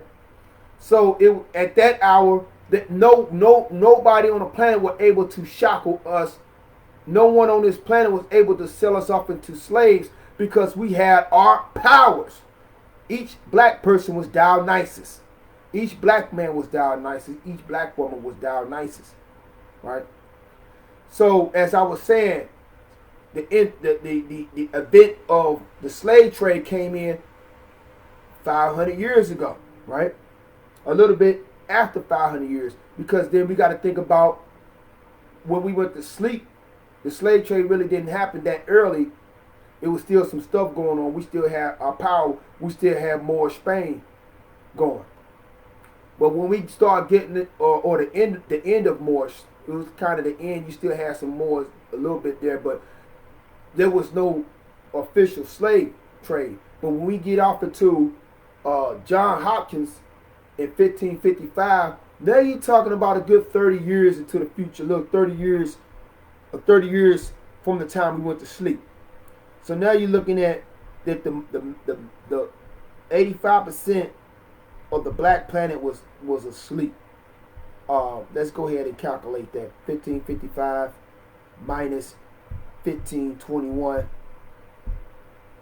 So we got that we was basically, when John Hopkins showed up, the black planet was officially asleep for like probably about 34 years, but good 34 years, right? So being asleep, we didn't have those Dionysian powers where the shackles would fall off of us. We didn't have those Dionysian powers where they would throw us on a boat and we could transform to lions and chase the slave raiders off the ship and take over the ship. You probably had, Amistad was a rare back to Africa situation. And you gotta understand, not everybody went to sleep. Not all the gods and goddesses went to sleep. Some gods and goddesses did not go to sleep because they didn't want to wake up on those slave ship. They looked into the future and said, "Oh no, that ain't for me." And this is where we go in the Holy Quran, where it says, Allah says to the angels, I'm gonna make a ruler in the earth. And this is when it's talking about that the black gods and goddesses, the Anunnaki over this planet decided that they were gonna, for a temporary time, make the Adamite people caliphs, only for a short time. only for a short time, which was that 500 years, not 6,000 years. That was only dating how old they are, or how old the Adamites were. But 500 years is actually talking about going into the time that we in now. And so, it said that Allah told the angels to bow down to Adam, and all bow down to Adam except for Iblis. And they said he was one of the disbelievers and all this. But Iblis represented those Anunnaki or Netaru of this planet Earth who did not want to bow down to this new colonial order that was about to pop off. You know what I'm saying? They didn't want to bow down and bow down their consciousness into forgetting who they are. They didn't want to go to sleep. So those are the ones that hid in the woods, that went deep into Africa, that became your medicine men, that became your witch doctors, that became your shamans over in what is now America, what is now in the native countries. They became the witches and stuff. They became over in Tibet the monks that's hiding in the Himalayan mountains. Those gods became more. They became really Amun Ra, meaning really the hidden Lord.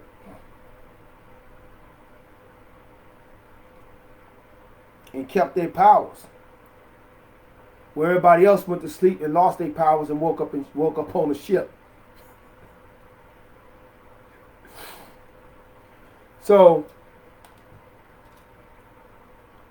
the return back of this energy, this Dionysian energy, is that I'm wearing the colors of Dionysus right now, which is the yellow, which represents the gold, the yellow kufi represents the gold, represents the sun, and the purple represents the wine.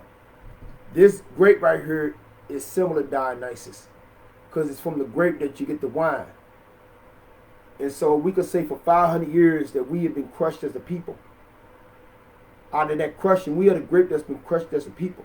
So out of that 500 years of crushing, what comes out of crushed grapes? Wine.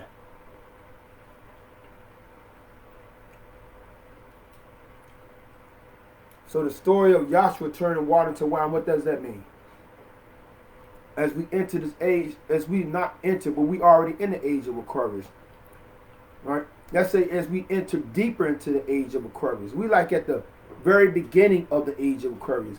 This Jesus, this Esau, this Yahshua of 2022 is in the beginning of the age of Aquarius, like the Jesus or the Esau or the Yahshua of 2,000 years ago was in the beginning of the age of Pisces. That was the Alpha 2,000 years ago. Today we're in the Omega.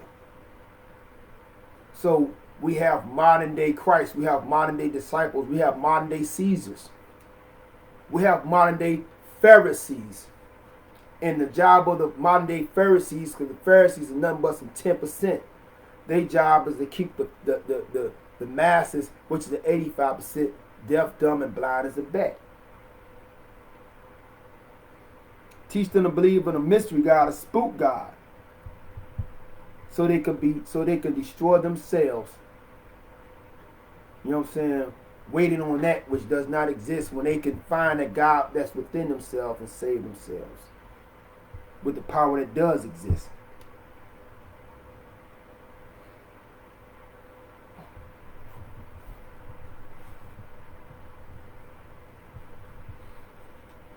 The powers that me, myself, I'm going to be exhibiting, as well as other Nubian Sufis.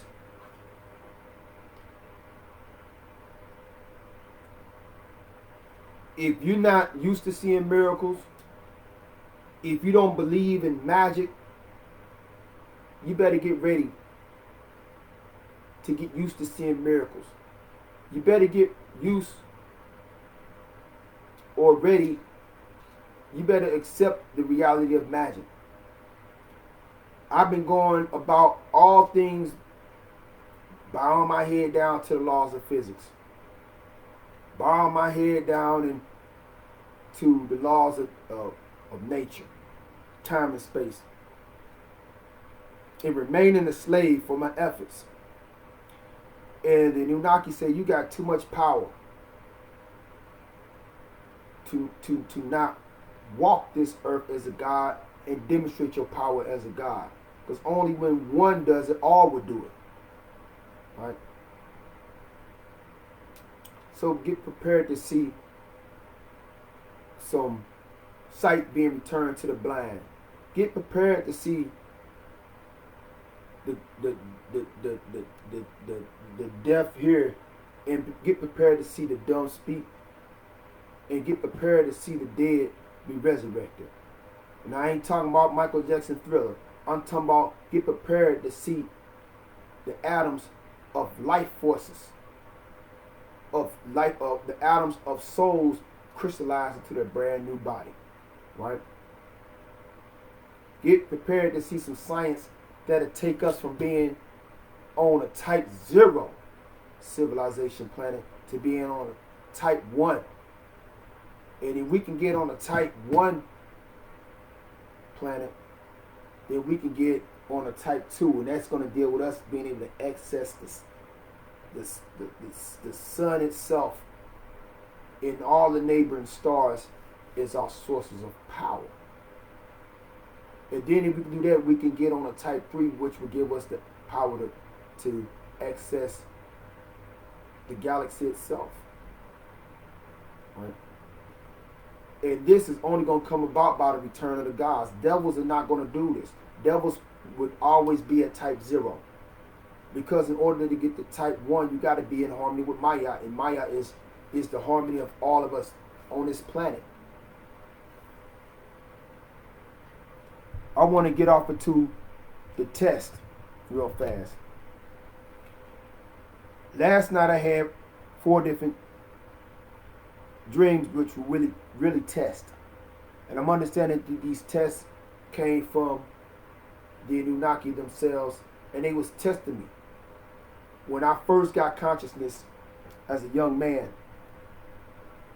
I was going into the inner realm just trying every little thing, and I was messing up a lot of stuff, and I didn't know the psychic and karmic repercussions. And so I started to learn how to get disciplined when I got into the Sufi path. You know what I'm saying? Because that time, when I first woke up in 1996, and it was all sprung by me doing yoga meditations, and it opened me up. But then I used to do dumb things. Let me see if I can wake up with this in my hand. Stuff like that. But now that I said when I go into the inner realms, I'm going with Maya. So I won't disrespect nobody. And there's been dozens and dozens of times that I had came to the inner realm, and I'd have seen grandmothers and grandpas that have passed over. So no one can tell me that those realms don't exist. Right? That when you die, you just dead and that's it. No. There's other dimensions. That's why in ancient Kemet they call it the Tuat. Right?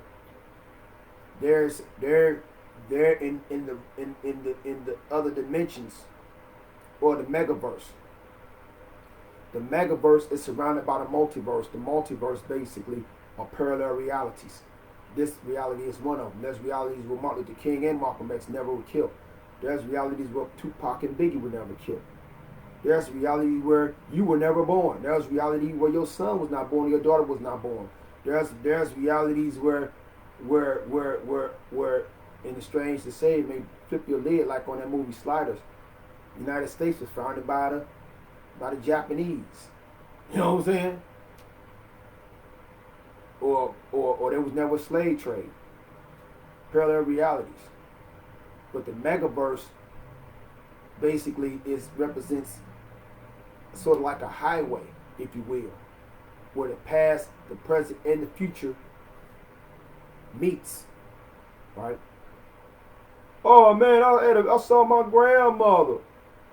I saw my great-great-grandmother. I know she gone. I saw that picture. Yes, you said it's great-grandmom. I saw great-great-grandmom in a dream. I saw her ghost. Maybe you did not see her ghost or her spirit.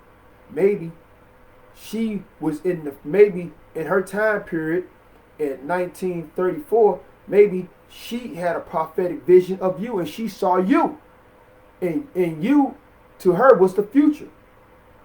And you saw her, right, looking at you, but from your viewpoint, she was the past. And to you, you think she was dead, but you may was looking at her when she was alive in the past, looking at you, who are not even alive yet in the future. Because the past and the present, past, present, and future links in that realm. And those who passed on link up with those who are dreaming, walking around as well. And access to parallel realities are also mingled in those visions. So if you're a master Sufi master, a guru, a Siddha, or whatever you are, a magus, a wizard, a witch, sorcerer, you know how to access different portals, different dimensions, different planes at your will. Like, damn, I'm poor and I'm homeless. In this reality, I'm poor, homeless, and got a damn car. In another reality, you got a limousine driver, you got a $10 million mansion, you got 30 acres of land, you own your own island, you got a big ass corporation. In another reality, why don't you just take that old reality and crumble it up and go get another reality? Huh? Trade places like Eddie Murphy. Trade places like Eddie Murphy. That's on high level of hecker. That's why it's all based on you raising your consciousness. You can have heaven on earth. You ain't got to be going through hell on earth. You can have heaven on earth. It's a reality where you ain't got no children. It's a reality where you got a gang of children. It's a reality where you ain't got no car. There's a reality where you own a car lot. But all type of luxury cars. There's a reality where you work like 9 to 5. But there's a reality where you're the president of the United States. All these is accessible to you. But you got to be a god. You got to be a goddess. You can't be praying on someone else to come save your day. Because you only praying on the next person who became a god and goddess who's over you in supreme power and knowledge. They evolved over you. You praying to somebody who was where you was at. You say you praying on Allah. Yeah, you praying to somebody who was down where you was at. That's the Allah you praying to. You supposed to try to ascend to become that Allah. You supposed to ascend to become that Jah, to become that Amun-Ra. It's all an eternal divine title for us to evolve into. Because that's where we all came from. As I said in the post, we did not descend from no damn monkeys and no apes like the Darwinism junk teaches. We descended from gods and goddesses. That's who we descended from. We descended from the supreme God, who became gods and goddesses, and who them gods and goddesses became us. We come from the divine. If we identify with that which we come from, we will be unlimited. And that's where the megaverse comes in at. That's the watery aspect. That's the watery aspect. And so once I understood that, now I understand that there's laws. So when you were dreaming, I had a dream, I was walking through the city in my dream. Yeah, there are astral cities. They're actually astral cities, just like that movie Inception, when they said these guys, what's his name, DiCaprio, what's his name, the dude DiCaprio, the little actor, Leonardo DiCaprio, and he was in this movie called the Reception or Inception, and these guys, they was masters of actually creating like city-like structures in the dream realm, but they was using it for wrong. They was doing like assassinations and all that crap, and takeovers and putting stuff in person's mind. But there's actual cities, there are actual astral cities, and we think we're dreaming these are cities. Man, I had a dream, man. I was at my school. You was at some astral school somewhere. And those who we say passed on, they live in these constructs. They live in these constructs until it's time to be reincarnated. Mm-hmm. Mm. But there's no stability. There's always a shift and there's always a change. There's no stability. That's the only thing. But in ancient Kemet, with the priesthood of Ptah, that's why they brought in the Djed symbol. So when you look at the priesthood of Ptah, where we at? So the priesthood of Ptah, they was specializing. Oh yeah, that's all I was going to show you about the Dionysus real fast. Let me show you about Dionysus. And that's a black skin. That's the ancient Greek picture Dionysus, black skin and everything. And in dealing with Dionysus, my ideal is that the Dionysian theme comes out of the priesthood of Ptah. But I'm not gonna go deep into that right now. But we dealing with Ptah, right? The priesthood of Ptah had this symbol. The symbol that he's holding on to, if you could see it, it's called the jab. Y'all may not can't see it, but that staff that he holds is called the jab. And the jab represents stability. So everything in the astral is of a finer substance, the astral plane, and then the level that's a little bit higher than the astral plane is the soul plane. But like you got 7 different planes that's in the megaverse that makes up the megaverse. There's 7 different planes. That's what they're talking about, the 7 heavens. And each one of these planes or heavens are connected to a chakra. That's why they say Prophet Muhammad ascended 7 heavens, meaning that he ascended his 7 chakras, right? So they're of a finer substance. The land, the trees, the water, the rivers, all that is of a finer substance than this physical plane. So if you are a master mystic, a Sufi master, yogi, you know what I'm saying, a Kabbalist or whatever you are, wizard or witch, sorcerer, magus, ceremonial magician, soul traveler, shaman, whatever you are, if you go into these realms, right, consciously, this is what they call conscious dreaming. You can consciously materialize a palace there. You can materialize a palace. You can materialize just by saying the word palace. Palace, they go palace. And this is going back to the science of Ra, or going back further than Ra to the time of Nebuchadnezzar. So you just saying, you can say palace and it's a palace. You can say gold treasure and gold treasure materialize, because you're dealing with a substance that's submissive to you. And this is why I was talking about that the Sufi, we're not, the Nubian Sufis, we're not Muslims. And any true Sufi wouldn't call himself a Muslim just to be cool with the Orthodox.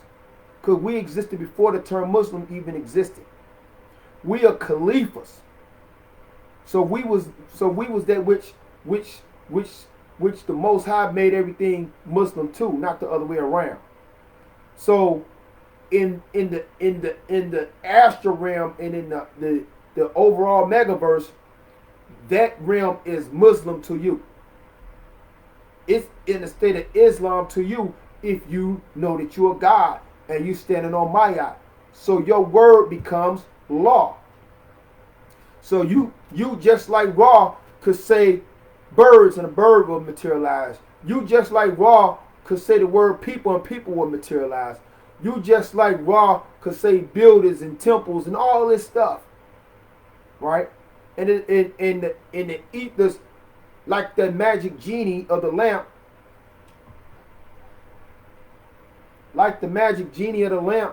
will materialize. But the thing about it, we are our own genies. And this is how we existed prior to 500 years ago. So we were so in harmony with the megaverse, even though we was on the physical plane, that we was able to say whatever we wanted. Diamonds, it'll materialize. Gold materialized. You know what? Palace materialized. But we were so in harmony. So why would we need some money for? We was the money. We are the money. Why would I need money if I could say banquet table full of food? If I could say chariots? If I could say kingdom materialized? And this is where the Arabs started to call the black people who did not go to who were not going to who did not go to sleep. They started to demonize the black people who did not go to sleep and call the black people who did not go to sleep wicked jinn. And then the Europeans picked up the story about these jinn who was able to materialize stuff with their words or sometimes with their thoughts, and they started to write them off in the fairy tales as the genies of the lamp, the genies. So the original peoples of the planet Earth, we lived as genies. Majority of us lived as genies up to 500 years ago. But there were some genies who did not want to go to sleep, and they went and hid somewhere. You know what I'm saying?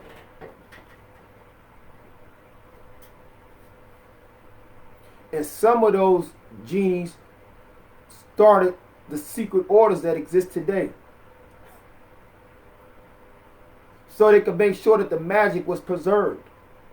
So our original money was magic or Heka, right? And so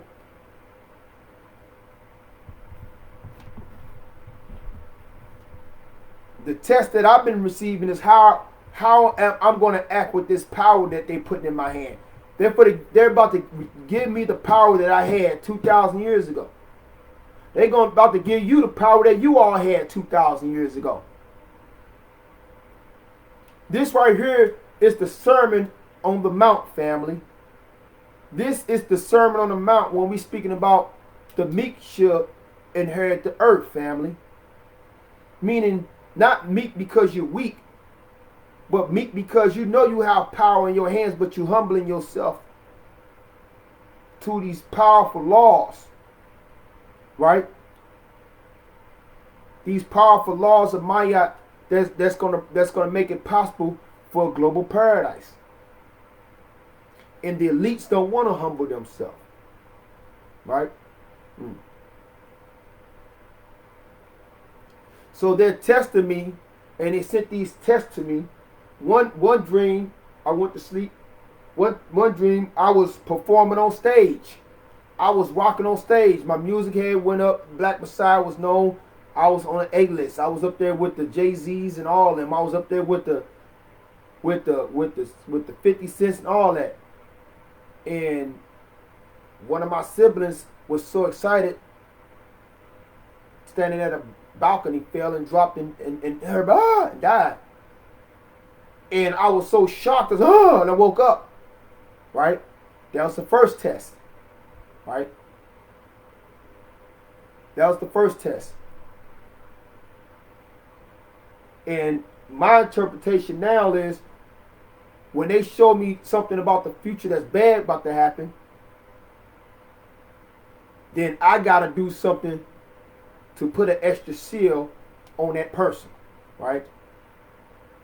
The second test was my demise, my death. And basically, even in that death state, I was able to communicate with somebody who was alive, and I was able to communicate with some other brothers who lost their physicals. And I was saying, hey brothers, I got this unk.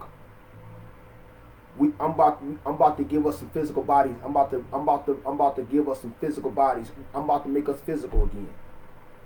Just follow this exercise, and we're gonna crystallize. We're gonna materialize. We're gonna crystallize these atoms and cause these atoms to form these atoms of our soul to form another physical body. Right? But the test was, it was my stepmother was alive. Right? And I know that my stepmother died a few years back. Right? So the test was also asked me, what would I do if I was, would I just say, you know what, my mission is over? Or would I prove the science of resurrection by resurrecting my damn self and bringing some people with me? Right? Would I push and promote this Science of the Black Man, it's alchemy even if I was on the other side, like Malcolm X or Martin Luther King. Would I still move forward? Would I let death get in my way? Or would I conquer death and come back on the other side? That was test number 3. The other test, I was in some type of waiting room in the hospital. And I was waiting on somebody. And an elderly Spanish couple came to me. And they was trying to go to different people to get help on reading a piece of paper. And I was at first like, I don't want to really pay attention to nobody else. But then I said, you know what, they need help. And I reached out to help them, and I was trying to get help, somebody to help translate or speak in Spanish this number so they can be able to get called for this number. So that was a test seeing if I would basically put the people first and would I go the extra mile to help people. Right? All these different dream times, I'm not even knowing that I'm dreaming. I'm thinking each scenario is real.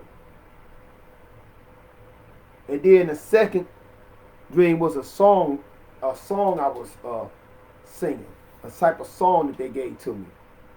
Right? I may have failed that test because I didn't write down a song. I didn't write down the name of that song. Right? But they was giving me tests. Back to back, I would wake up, go to sleep, they hit me with another dream. Go, wash my face, go to sleep, wake up, they hit me with another one, right? If you read the story about Joseph in the Bible, not Joseph of the New Testament, but the Joseph of the Old Testament, who had the 12 brothers who sold them off, and the one who had the visions. Right? I'm that type of Joseph, who had the coat of many colors. So the way that these transmissions, because the transmissions are coming from the Anunnaki, it's coming through from the motherships, and it's coming from the planets themselves. And the transmissions can come to us while we dreaming, family, and they will take on parables, if you will, right? They would take on signs and symbols for us to interpret, and so we can know about ourselves, and so we can see, are we ready for the mission they're about to put in our hands? Because there's going to be some death plots, right? And because we know that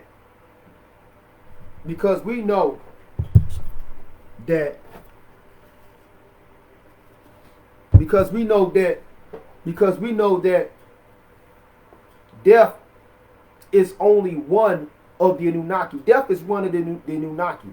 Death is one of the Elohim. Death is one of the Netzeru. Death works for us guys and goddesses who rule this planet. If we wake up and know who we are, we could tell death. We could actually tell death as gods and goddesses, you are relieved of your duty. It's the same stories in India when it said that there was a poor couple and they wanted to have a child, they was never able to have a child, and they prayed to Shiva to have a child, the great god Shiva, and he said, and he magically appeared to say, I will give you a child, but I'm gonna give you, if you want your child to live a long life, he's got to be a regular Joe Smo with no sense in his head. But if you want your child to live a short life, if you want to live a long life, you're gonna be a Joe Blow with no sense in his head. If you want him to live a short life, he's gonna be an exalted saint, you know what I'm saying, or a prophet. And it's we don't want no dumb child, we don't want no ignorant child. Let's get the exalted child. At least we'll get some type of glory, you know. And so the woman was pregnant by the husband. She couldn't get pregnant for a while, but Shiva gave him that child, and he was born a righteous child. He was doing everything right, but the child became a saint. And so death shows up. Yama, who was supposed to be represent. He shows up and say, "I come to collect. You about to turn 18. I'm collecting you. A couple hours you be 18." And so Death came out to get ready to throw a rope around the young boy and take him back because the pay the debt that the parents had to Shiva. But see the young saint, he was always praying to Shiva and always trying to, he was always meditating and doing his yoga and expanding his frequencies beyond the destiny of his parents, beyond the karmas of his parents, his frequencies, and his light was shining as bright as the Buddha will shine thousands of years later. And so when Death showed up to come take him, he was like Shiva, rescue me. I'm living in the path of exaltedness and to illuminate minds all over the world. You know what I'm saying? In your name. So Shiva appeared, and when Death tried to throw the rope to snatch the young saint, it went around the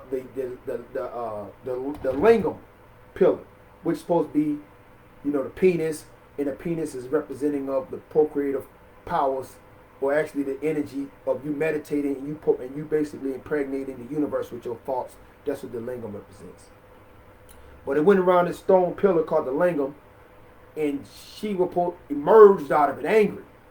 And Death, oh, I'm sorry. So it showed Death even doing like this, to a great powerful God, like to the great gods. You know what I'm saying? And so Shiva said to Death, I respect your mission.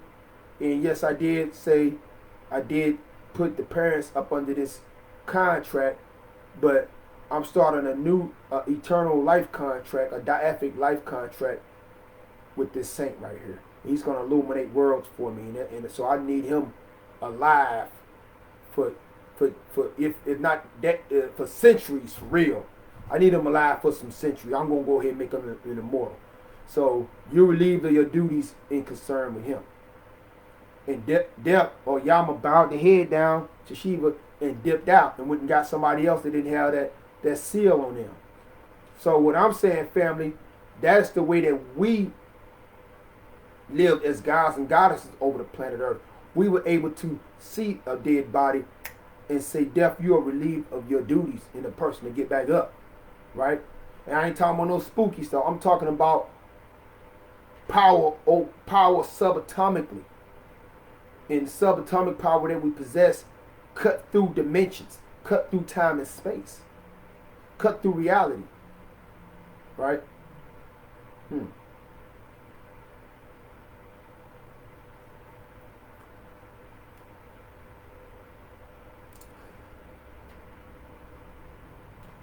So a lot of people watching the movies of Netflix or these different sci-fi movies, watching Disney, watching the Marvels, Avengers, the X-Men, Superman, all this other stuff. It's entertainment. But this age of Aquarius is going to reveal to people through the miracles that's happening, that's going to be happening all around the world, that these powers are real, and that superhuman beings are emerging all over the planet Earth to put this planet back in order. And so I'm one of those individuals. I'm one of those beings. And the Nubian Sufi Empire gods and goddesses, we represent the new Olympians. The new Olympians, the new Apollos, the new Dionysus, the new Aphrodites, or the new gods to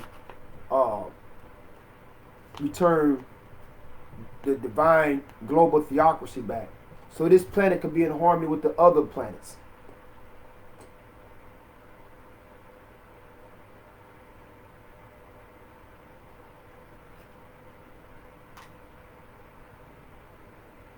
there are some things that I want to say. For anybody that don't know, that there is an FBI investigation on Dr. Fauci.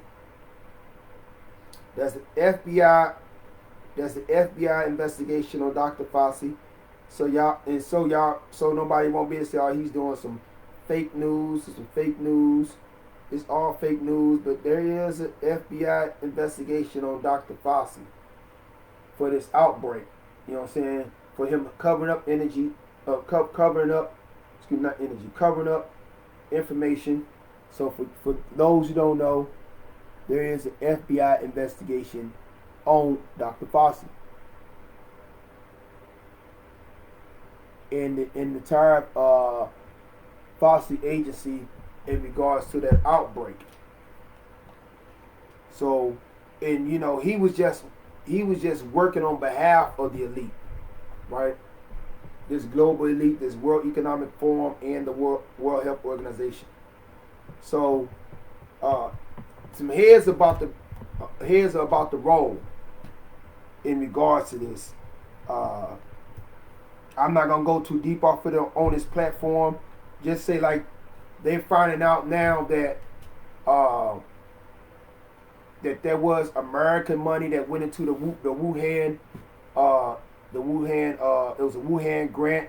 They was getting money from China. They was getting money from they had the nerve to lock up the one guy I was telling y'all about back in the days. I forgot the guy that actually put the strain there. They locked him up for getting money from the United States government and from the Chinese government while they was developing these strains. Now we finding out, or not me, because I was always telling y'all, and they was always taking my post down, or suspending me and stuff. That with this investigation, now everybody's finding out that Fauci was along with this. Well, I gotta find out what that guy's name was. I think his name was Steiner. Let me see what his name was. Dr. Steiner. I don't want to say his name wrong, but I can remember Dr.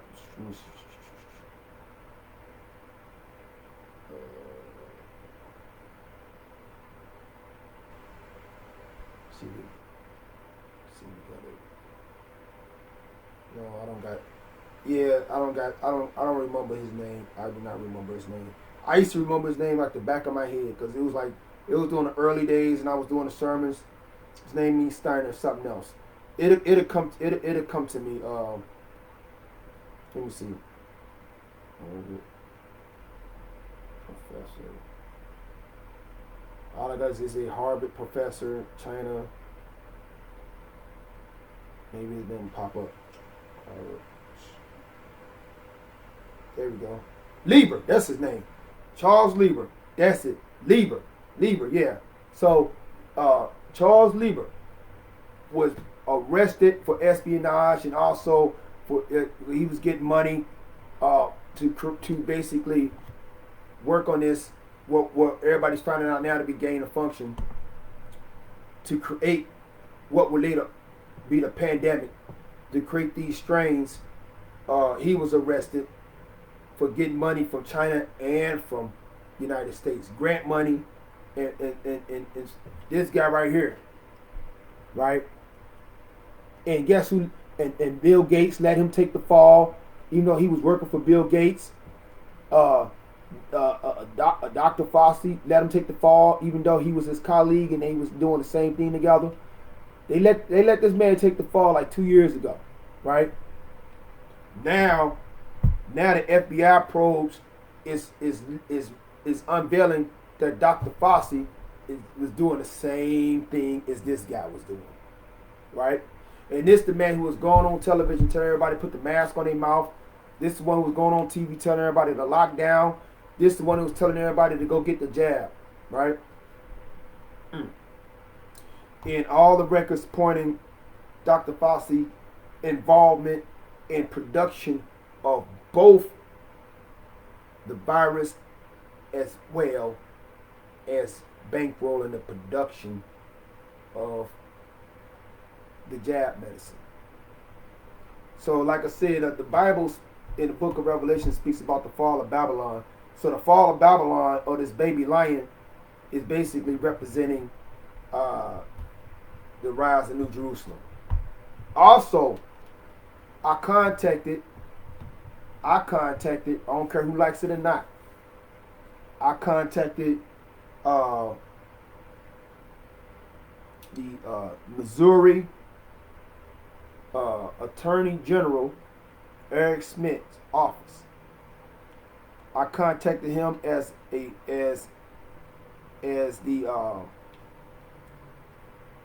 Benjamin Banneker political party. As the Benjamin Banneker political party, and as that also being a new black Republican or organization, right, or political organization, right, a new black Republican United States of America political organization.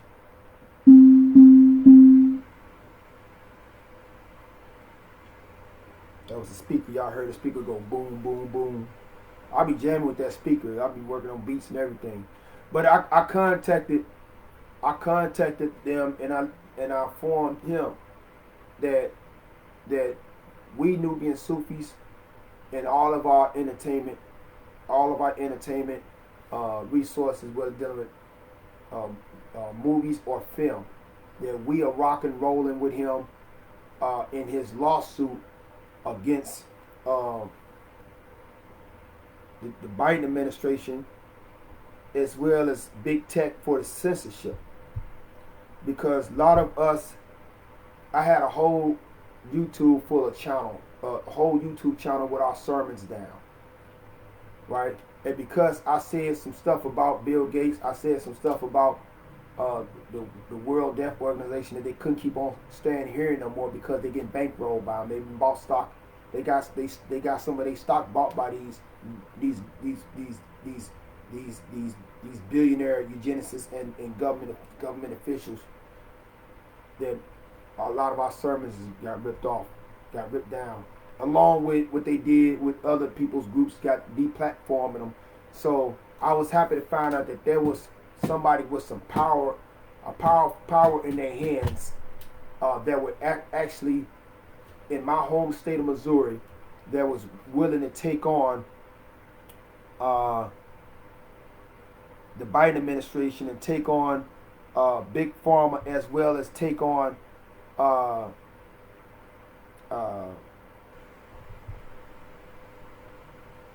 trying to write down it so I can show you guys. They're ready to take on big tech and put an end to this damn censorship, censoring our First Amendment right to say what we want to say. As long as we're not talking about hurting nobody or doing nothing to nobody. If we got a different political stance, if we got a different religious stance, then we should be able to say that without us being penalized and being deplatformed and getting our videos blocked and all that. So I contacted them, and I got all my videos intact, my posts intact, and I'm definitely gonna soon as they mess with me, I'm sending. So I already got copies of my posts getting taken down. I got copy of my stuff getting. I got copies of me being suspended to 30 days to a month and all that. And know some of y'all do, so y'all can send y'all stuff to inbox it to me. Inbox me your email address, and we just going to get all each other's information, because Missouri Attorney General is suing the socks off of these platforms that's hitting up, that's in other states will follow suit, and we can all get some of this dollar bill, y'all, especially if we got deplatformed and it interrupted our money making. If we was making money online and we had so many followers that was rolling with us, sending donations or being customers, or we had kinfolk that we tried to reach out to, and all of a sudden they ripped our profiles off, and now we lost all them contacts. Then guess what, family? Dollar bill, y'all. You know what I'm saying? We could get on that lawsuit. And so I'm in communication with that, with him on that. And I'm so happy about that, lawsuit. You know, I'm gonna see if I can really dig it up.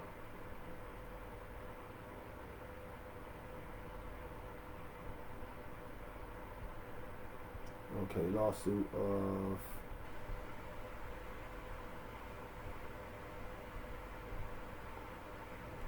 See if we can actually find the actual one. So this right here, this is Missouri. I made to cut that light off for some reason. Y'all can't see nothing that I'm putting up here. It's making me upset. So this is eternal. This is basically what I was talking to y'all about the attorney general. Attorney general. I hope I wasn't saying eternal general. Attorney general. And so Eric Smith, and basically was saying that is basically break down. Federal court grants Missouri Attorney General's motion to collect discovery from government special to collect discovery from government officials, social media companies, and free speech lawsuit. So he has a free speech lawsuit, a free speech lawsuit. I wish y'all could see this. I'm gonna post it though. I posted it before. I wish y'all could see this, because I don't know. It's not really letting y'all really see it. This is a free speech lawsuit, family. You know how powerful that is? I'm so happy to hear that. That's some good news. And this is the Dionysian energy. This is the energy of liberation, of liberating us to say what we want to say as long as we ain't talking about hurting nobody, right? You know what I'm saying? And even dealing with FB, you know, Mark Zuckerberg should never had went against his own base by saying, okay, Bill, if they say anything against my best buddy Bill Gates, if anybody on my platform say anything against you, if they say anything against you or they say anything against your organization, the HWO, which is his, he bought it, is his. They say anything against the jab, and they talking about taking an alternative, I'm going to make sure I block them and get them Facebook jail, right?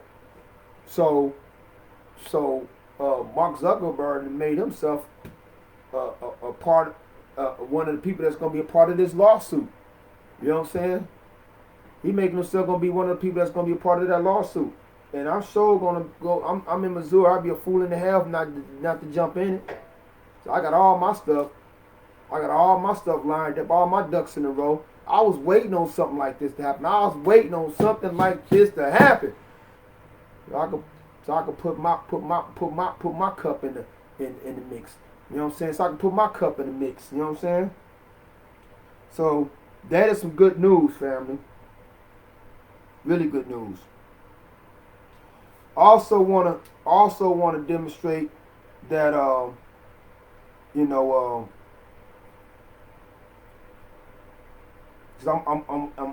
I want to just get some stuff on some information. Now, y'all got a lot of knowledge, but I need to get y'all on some groundwork that we're doing.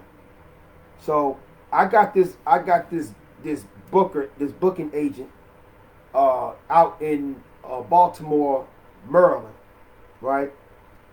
And for a long time, for many years, I've been doing shows and not getting no type of money, family. And it's not because, and I've done it because I love to perform. I love the music. I grew up during the time they was breakdancing. I'm from St. Louis. I'm born in St. Louis, but I grew up in the East Coast when they was breakdancing, when they was starting doing the turntables. I grew up on the hip hop. But for a long time, I've been doing, it's only a couple times I ever got paid. But majority, I just been doing stuff for free. And we have an empire, family. We have an empire. We have businesses that need to be funded, and family members that want to be free. My own family members want to be free from the plantation. Some of your family members are coming to me and they want to be free from the plantation. Even if you white, Latino, Asian, you want to be free from the universal plantation, right? And so what I have to offer, music, film, corporate, it's no car can run without any gas in it, family. You need to put some gas in it, right? Now, when I was talking to you about the life force, you know, you just can't keep on working all day and working every day, and you don't restore that life force. You don't recharge that life force. You end up dying. That's how my business is. So I don't want to be in a position where we want to do an event for the community, and then when I go on the social media and I ask people to donate $20 and donate $30, and then somebody responds to me and they send me they post, I got a fundraise money to donate to me. Why are you gonna ask me to donate to you, and I just asked you first? And some people say I don't give away money. I done unfriended somebody and blocked them. And I thought he was cool. We was ciphering building for a long time. And then when I came around and asked for a donation, he said I don't give out money. I got rid of him because, like, look, you gonna tell a black man you don't give out money, but when that landlord, that white landlord knocking on your black door, you giving them half of your check. When they get ready to cut the lights off, if you don't pay that electric bill, you giving some white company your money. Because you ain't go out, you didn't buy your own home, that's why you got a landlord. And you ain't set up your own electrical energy like a solar panel, that's why you paying electricity. So we paying our money out to everybody else, but then when we come for the same money, you don't got no money. And so if you don't got no money for my business, and my business goes out of business, and you lose your job, you can't come to my business for any assistance, because I can't do nothing for you.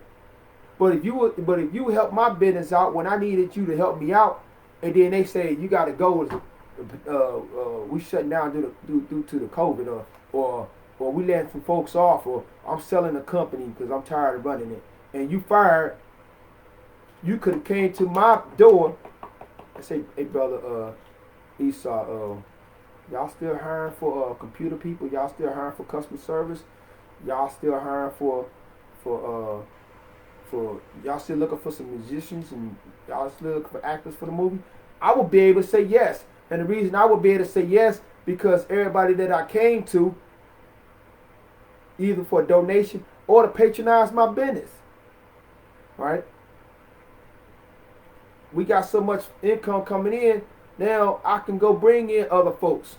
That's how economics go. Economics don't go by you saying, I'm holding on to my last money. Hey brother, can you come? I got a new store. Can you come down there and shop at it? No man, I'm good. Hey brother, I got open up a new car lot, man. You know, I heard you work. You need a car. Would you come buy a car from me? No, I'm good. Hey brother, can you come on? I got a new grocery store across the street, man. We got fresh food and everything. Can you come and buy it? No. Right? You tight-fisted with your black dollar, right? But then you go open up a shop and you want somebody to come to your stuff, and nobody shows up. See, you don't understand that in order for you to make money, you got to spend money. You don't understand this. Mayat represents reciprocity. So if you don't give, how could you receive? If you don't make a deposit, how you going to make a withdrawal? But we see other communities. You can talk about the Latino people. You know, I used to talk about Latino people. I love the Latino people. You know what I'm saying? Because the Latino people, they show up in the area, in the neighborhood. Black folks walking around, look at all these buildings, look at all these storefronts. They ain't doing nothing with it. Walking by them, they are collecting cobwebs. Latino family, they'll go and buy the store. They'll go hook up with another Latino family to go buy this store. There's some other ones to buy the store. Then the other one to buy this store. They got the whole neighborhood of stores. And guess what? They spending money, and none of their money is leaving outside of them stores, except when they going to pay taxes to them people, so they won't get their stores shut down. Right? Now they able to give jobs to the different kin folks, the sons and daughters that's in that Latino community. Here come your black butt walking around there. You've been there for 20, 30 years and never thought about doing nothing like that. Y'all heard?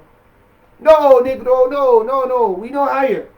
No higher. We got the uncle, we got brother, we got sister, we got our friends, family members. They work. They just got here from Mexico. No, we well, okay. You wanna buy something? They'll take your money. Then you walk around cussing them out. The Mexicans ain't nothing. Then you cuss the Arabs out. Same thing. The Arabs ain't nothing. We cuss everybody else out, but they bring their families, and not only just they don't just look out for their families. Like a lot of Negroes, they go win a scholarship, basketball scholarship, football scholarship, and millions of dollars. And the first thing they do is they bless only the people in their house. I'm gonna bless mama, buy a new house, and move out the neighborhood and leave everybody else in the neighborhood broken raggedy, where they got their start from. Not with other people. When they come here, they bless the whole community of whoever they are. They circulate the money amongst themselves. That's how the wealth is maintained. Because other people is able to open up businesses. So when you support my business, I can go support this brother business. And when I support this brother business, he can go support this sister business. And then when he support this sister business, this sister able to come back and support your business. And that's how the money circulates. That's how the wealth goes. But Black America is not learning that. They think individualism is I'm all about me, F anybody else. Well, if the God was to drop you on a raft in the middle of the ocean thinking like that, you would die on that ocean because you had nobody to save you. Right? You had nobody to rescue you because you don't know nobody. Even if you had a walkie-talkie, who would you call? You don't know nobody. The Nubian Sufi Empire gods and goddesses, we're not living like that. We representing a sovereign government of gods and goddesses who are standing on Mayat, who represent the reawakening Olmec Empire.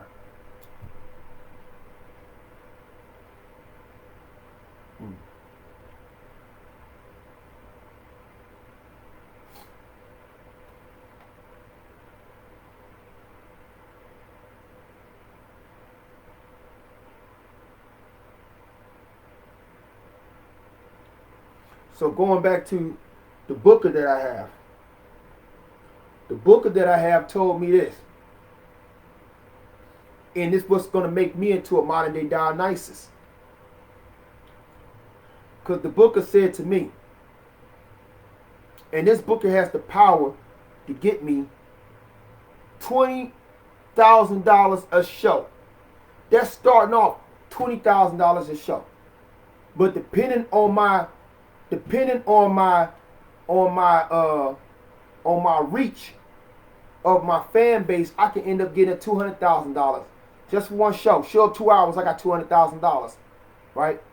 What benefit would that do to my record label and to people that I'm promising to get in the studio to get them shows in here in St. Louis? Promise I'm gonna get them rocking the mics here in New York and get them all the way overseas. What benefit would that be to these actors that I've been finding and having to do auditions for the Black Godfather of St. Louis? What benefit would that be for them if I'm able to get shows like that? What benefit would that be for my little nieces and nephews? What benefit would that be for your nieces and nephews who you sent to me for opportunities? What benefit would that be for the queen if she ain't got to go work no more? Right? All she got to do is know she getting half of that bad boy, right? All she got to do is get half of that bad boy and sit back and chill out. All she got to do is sit back and get half of 20 stacks, sit back and chill out, right? Here come another 20 stacks. Here come 200 stacks, right? Any real man will always split. You ain't even got to be married to the queen you with, right? But if she's your better half, you need to give her half without marriage, with or without marriage, right?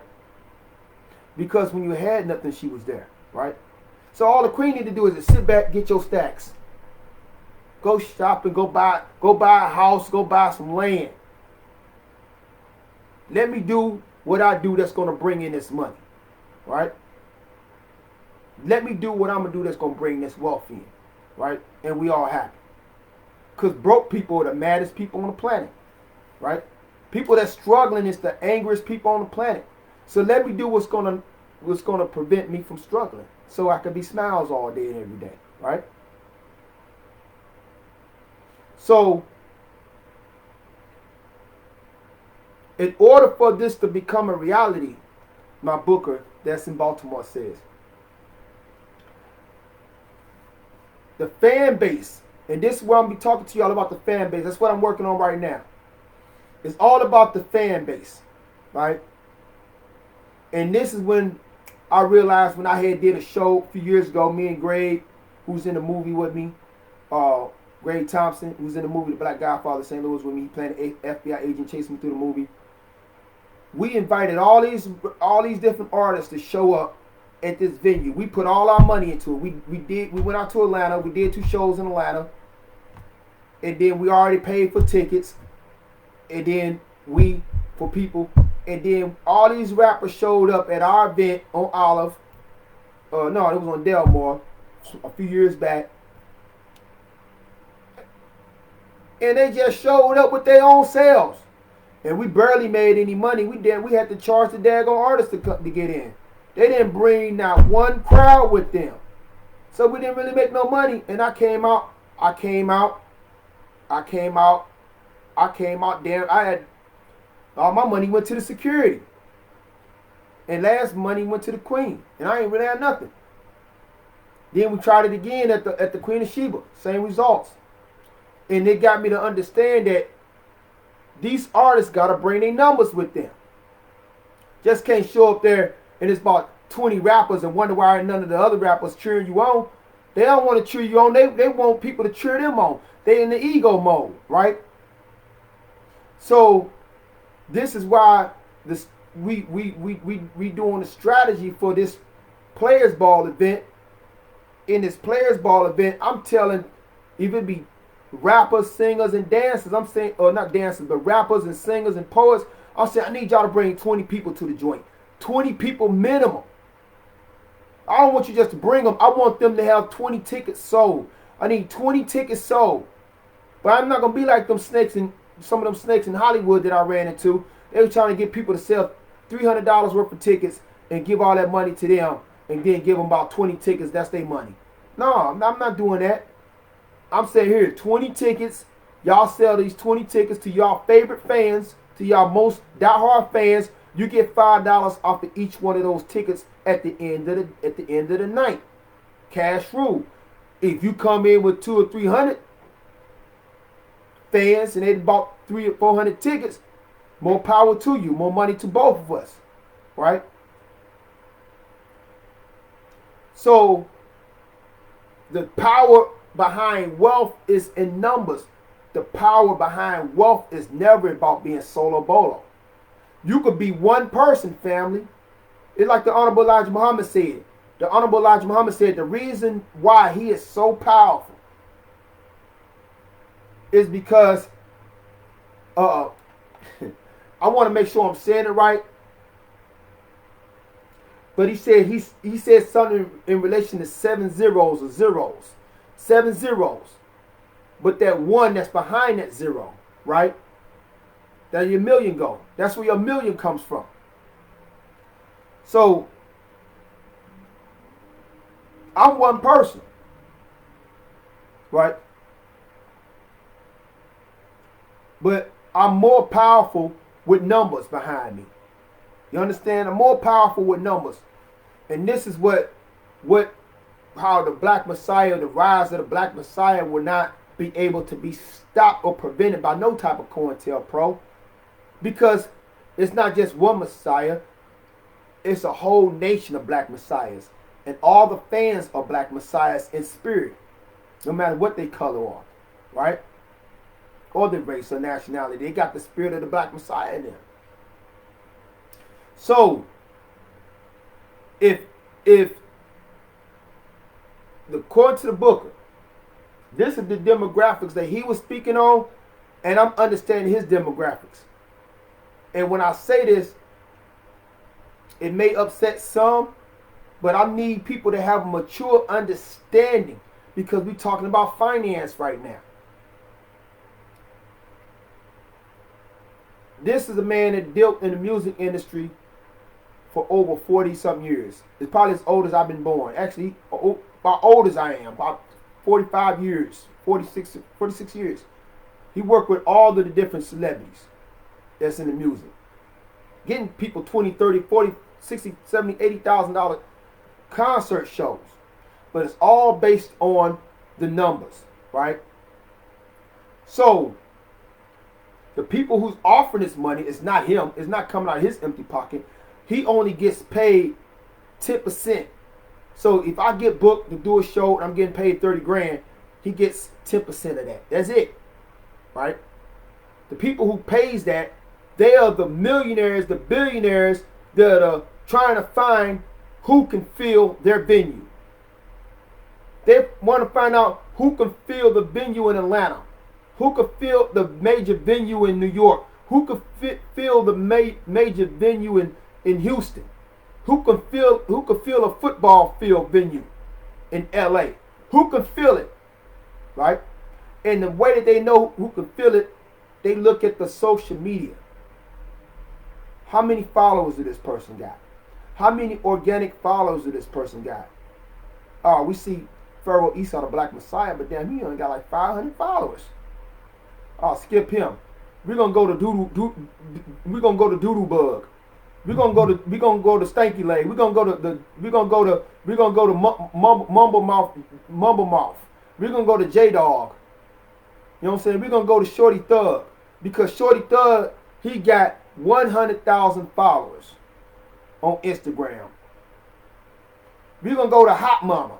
We're not gonna go to. We know that Pharaoh Esau, that Black Messiah said, get Soul Sister right here, because he's pushing Soul Sister. He's pushing this Soul Sister that sounds like an Erykah Badu, Lauryn Hill type of singer. But she only got 1,000 followers.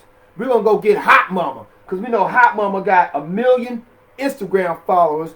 And if Hot Mama say she's going to be at this she's going to be rocking this concert in Atlanta, a good portion of her millions of followers is going to be there and fill up the venue. Do you understand? See, the wealthy don't think like a lot of us do who are mentally poor, right? Their money is everybody's money, right? They don't just say, "Oh, I got one pocket." Like when I talk to a lot of y'all, I say, "Hey, we trying to do donations," or I say, "Hey, we selling some more." I be on the streets. I like, "Hey, we got these unks. Why don't you buy this unk for me?" I ain't got no money. And that's the reason why you say you ain't got no money, because you're limiting your money to your one wallet. This is what's making us poor, brothers. We limit our money to our one wallet, and sisters, we limit our money to our one purse. But what makes a millionaire or a billionaire or a zillionaire, whatever they are, what they are, is that they look at everybody's wallet around the world as their wallet. Everybody's purse around the world as their purse. Do you see how liberating that is? Do you see how Dionysian that is? How to not limit yourself to even yourself. We gotta even be able to break free, family, and not limit ourselves, not even to ourselves. You can't even limit yourself to yourself. And this is what even makes Allah, Allah. This is what even makes God, God, and Jah, Jah, and Yahweh, Yahweh, and Amun-Ra, Amun-Ra, Amun-Ra, Amun-Ra, and Allah-do-Mare, Allah-do-Mare. This is what makes the Most High, because the Most High, he sees himself as everybody throughout the universe.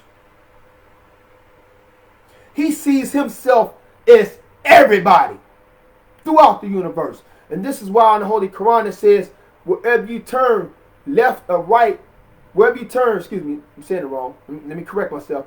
Wherever you turn east or west is the face of Allah. Wherever you turn east or west is the face of Allah.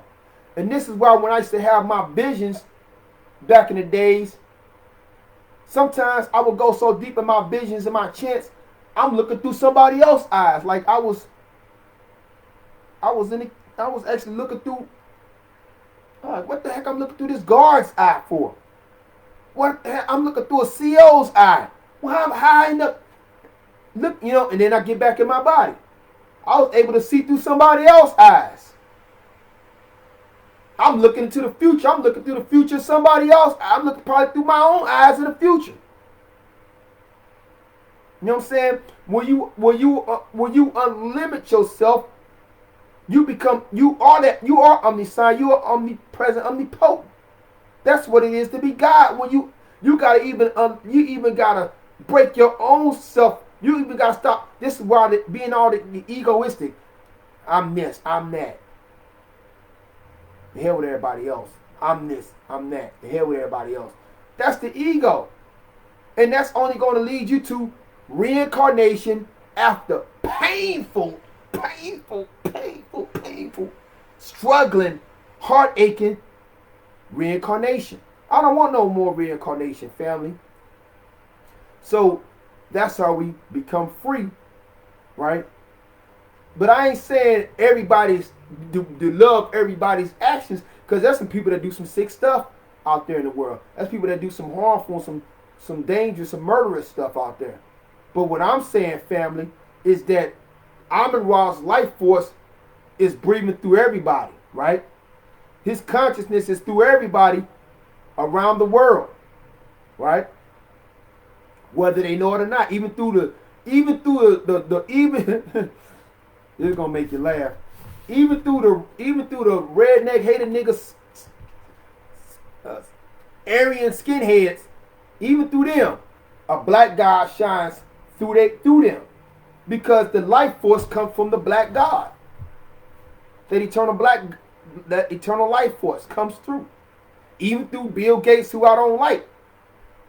Bill Gates, Dr. Fauci, all of them that's trying to cause eugenics to get rid of the black people. The black God is shining through them. And this is why in the Holy Quran it says, God plans, Allah plans, but Allah is what? The best of planners, right? That divine life force that's within all beings is the best of planners, right? Because its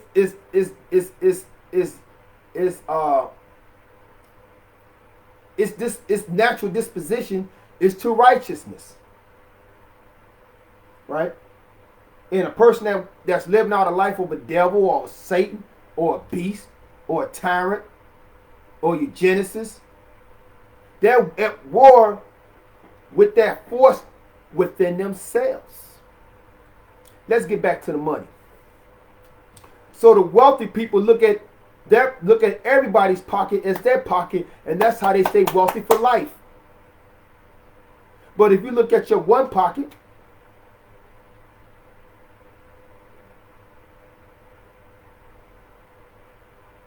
you're limited. So, going back to the Booker, I want to be able to show the Booker that I got. I want to show the Booker I got 500,000 followers. That's what I want to show. But if we can get 100,000, that's cool. 100,000. And we're not talking about bots. We're talking about real people that's supporting the Black Messiah, right? So I want to show them that I got 100,000, 500,000. Here comes a million, right? Because then what happens is, and the Booker that I'm dealing with is his name is we call him Warren. His name is Warren, and he's with Nice and Loud. Anybody know anything about Nice and Loud? You can verify that. And so, what he was talking to me, and this one I'm saying it may upset women on this, but it is what it is. He says that the demographics of fan base that he needs me to really be rooted in is the demographics of women between 25 years old to 35 years old as the fan base, as the central fan base for Pharaoh Esau, the Black Messiah. And the reason why is because the charts, the money charts, this ain't no personal opinion, this ain't no lust. the money charts is showing that women throughout the country and women around the world are the biggest buyers of music. And they're the ones who basically set the trends for the music. So there's millions and millions of women that start running after Native Khalif. They start tweeting about Native Khalif. They start Instagram posts about Native Khalif. Native Khalif. Native Khalif. I'm not saying Native Khalif. Not Native Khalif. Sorry about that, brother Nato. Yeah, Nato. He's cool too. I'd rather say Native Khalif than the other guy, Wiz Khalifa. But if they say Native Khalif, which is the god Native Khalif, then guess what? And all of a sudden, all the other women are going to be following Native Khalif. And so when Native Khalif ready to do a show, it's sold out. You know what I'm saying? Just like the other guy who got a similar name, but he's been putting out nothing but 85% stuff, and that's Wiz Khalifa. So Wiz Khalifa, I don't even know right now. I have to go to Wiz Khalifa's Instagram to see how many followers Instagram, but how many Instagram followers Native Khalif got. You know what I'm saying? I'm not Native Khalif, Wiz Khalifa. I'll keep on mixing their names up. But Wiz Khalifa. So Wiz Khalifa, let's see how many Wiz Khalifa got, right? And Native Khalif, that's my homeboy, that's the God. So I really want him to be on some tours with us. But right now we're gonna see what Wiz Khalifa. So Wiz Khalifa, if y'all can see this, y'all may not can't see it, but Wiz Khalifa, if y'all can see that number, Wiz Khalifa has 38.5 million followers. Right? That's Wiz Khalifa. Now I mentioned the God, Native Khalif, that's my peoples, right?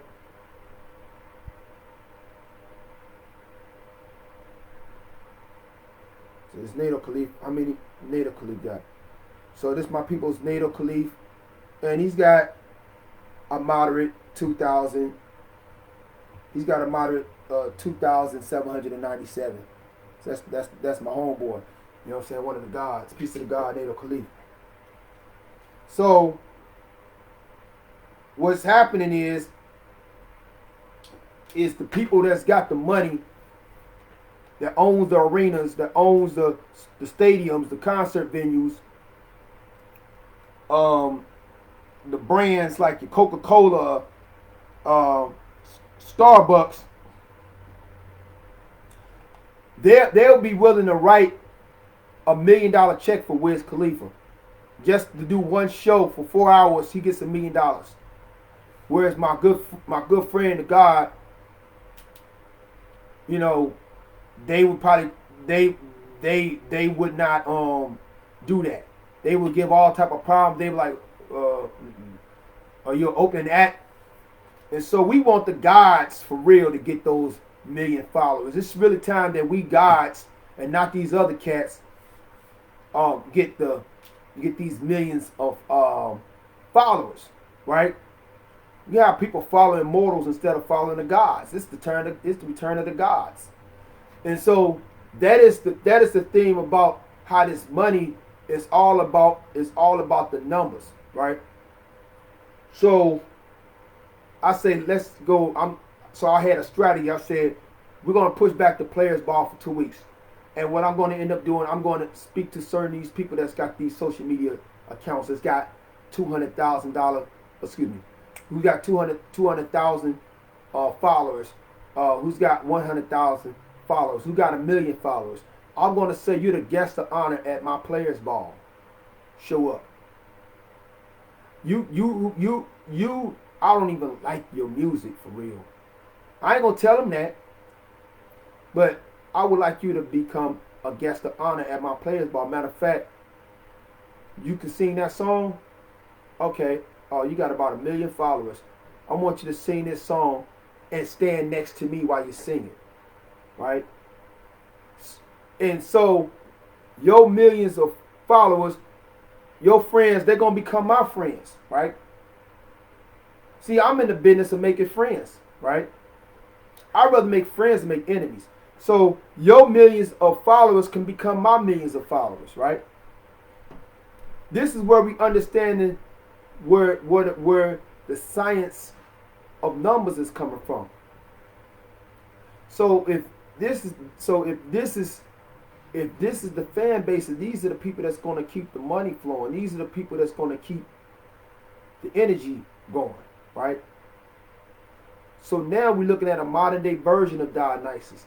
Now we're looking at the Black Messiah hitting up Atlanta, and there's a million fans. You know what I'm saying? Waiting to see the Black Messiah. Now I'm coming back home to my hometown where nobody knows too much about me at all. Even though I've been all over the place. Even though I've been in multiple protests. Even though I've been on my own podcast. And I perform. But now, millions of fans out of St. Louis that I didn't have are there. Right? So the Dionysian mission that I'm being raised is that I gotta have millions of people behind me. Not saying in a sense that when I go to sleep I'm looking at millions of people outside the house. We're not talking about that type of millions. We're talking about millions on these platforms. That's what we're talking about. Right? That's what we're talking about. The millions that's on the platforms. And even to the point where if I want to do a show in Miami, right? And a good 200,000 of my fan base is in Miami, right? What's that's gonna tell the booker, right? So that's what time it is, right? So of course we will have all type of security. We're gonna have all type of stuff, and I'm not worried about none of that. But it's about these numbers. It's about swelling these numbers up. And as my booker was saying in regards of when he was saying about the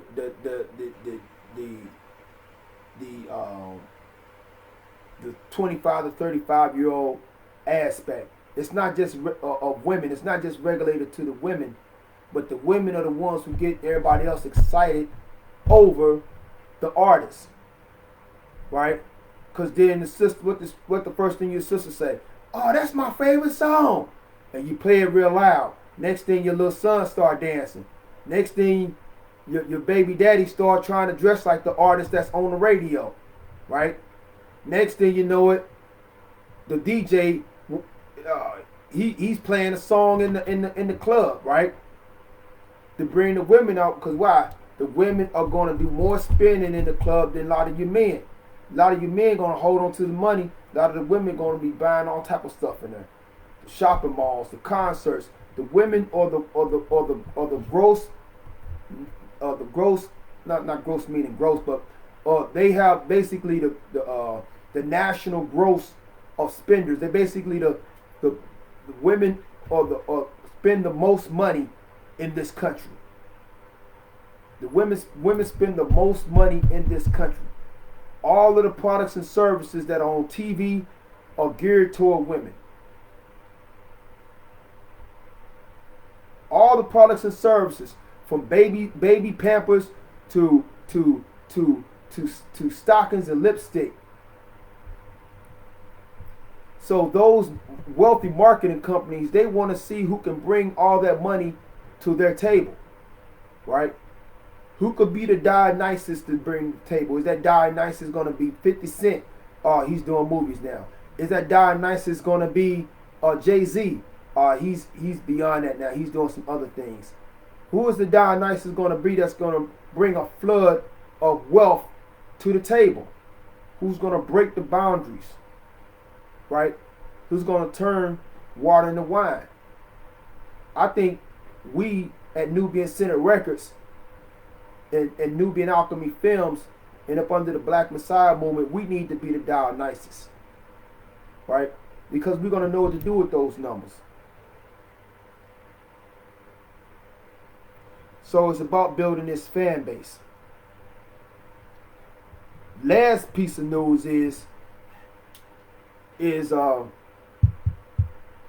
we are pushing the Black Godfather St. Louis movie production another 2 weeks into the future, because there are some magical miracles that I want to insert, and there are some inner and outward journeys that need to be made so this thing can actually happen.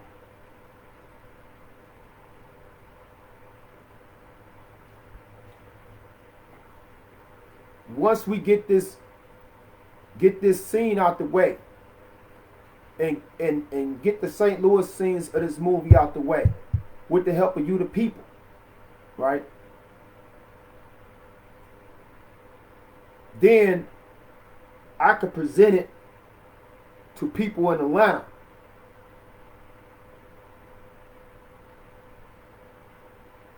I could present it to people in Atlanta that I know and that I'm connected with. And so this is dealing with the science of sacrifice and not planting your seed in unfertile soil, right? Or rocky soil. If I go to a dozen businesses in my hometown and I say support what I'm doing, right? And I got blacks that saying they ain't got money, and I got whites that say no, we're not interested. But yet another city says, come holler at us, and like Scrooge McDuck, we're gonna let you swim in the gold vault, right? We're gonna let you be Scrooge McDuck and swim in all those gold coins, right? What am I supposed to do? Go in a circle and don't get my movie done? Or go where I'm told I can be Scrooge McDuck and jump in the gold vault and swim through the gold coins? So that was the instruction by the Anunnaki. Once I said I would do it, that's when I got those series of dreams that I mentioned, right? To prepare me. Because we're going to be working with the black filmmakers, diverse black filmmakers in Atlanta on this Black Godfather St. Louis project, and also on the sequel. We also got a sequel to this movie. So once we get our key scenes out the way for St. Louis, Chicago, New York, and Atlanta, then we can complete the touch-up of this film project in LA. That has always been the goal. That's always been the goal of this Nubian Sufi Empire Gods and Goddesses, for the Nubian Sufi establishment of Venice Beach as our holy city and as our capital for the UTBA. But nothing can happen without gas in the tank. So we're going to be happy to work with brothers and sisters in Atlanta and those different. This would put me in touch where I can go talk to a Ludacris. This would put me in touch where I can go talk to a T.I., where I can go talk to a Outkast. I can go talk with a Babyface. This would put us in a better position on what we're doing with this film project, and put me in a better position to fulfill my obligation to those artists and actors that I promised I would get them on, right? And the one thing about a God that will basically break a God if a God breaks his word. So the universe understands if a God gave his word and he's moving to make it happen, and different obstacles are jumping in the way to stop it from happening. But if that God does not fulfill that word within his lifetime, then that God loses his rank of being a God. So I'm standing on my square as a God if I tell these rappers and singers and artists in St. Louis that I'm going to get them in a movie. I'm going to get them on tour. It may not happen at the day I thought it was going to happen, but it's going to happen. I'm standing on my word. And you standing on your word is worth more than all of the gold in Fort Knox. I'm from the times where your word was your bond, right? And yes, we had a lot of setbacks. A couple, probably about after the pandemic, we had a bunch of setbacks. But I'm not gonna keep using the pandemic as an excuse. What I'm gonna use as me following the wisdom of the gods, and the wisdom of the gods says go where the gold is, right? Don't be where the penny's at. Go where the gold is. And then you bring that gold back home. So as we are working in Atlanta, we also going to be still making occasional trips to St. Louis so we could knock out whatever in between scenes that we got to get out the way. And then once we're complete, then it's all about the major exodus. And we looking at this movie grossing of $40 million at the box office. And this is the money that we can go right back into buying land, buying property, buying resources throughout the country.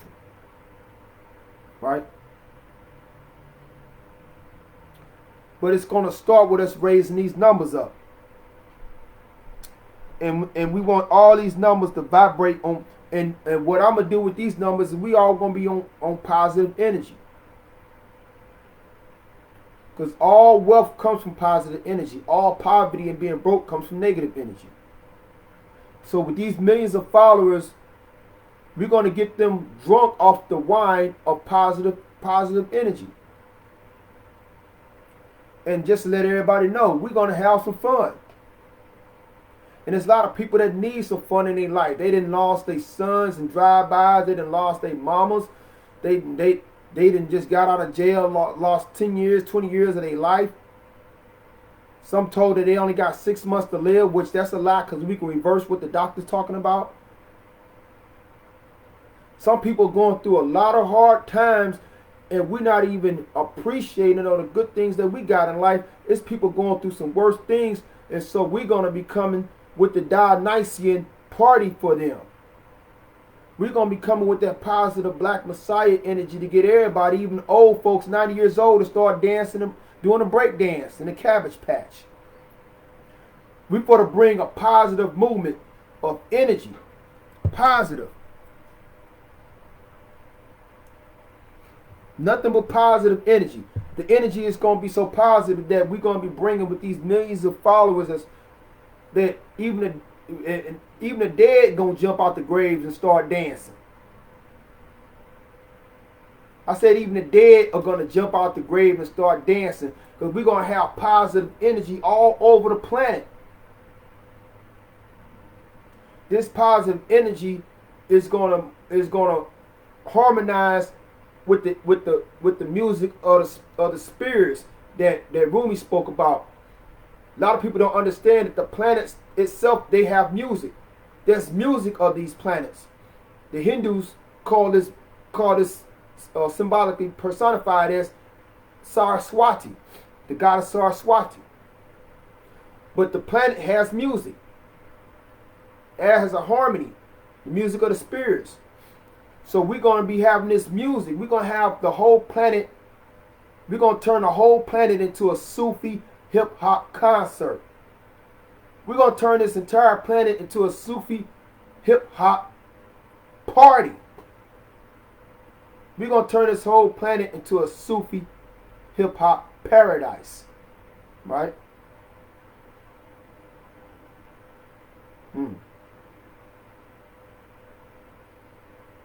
So I welcome you all to join this party.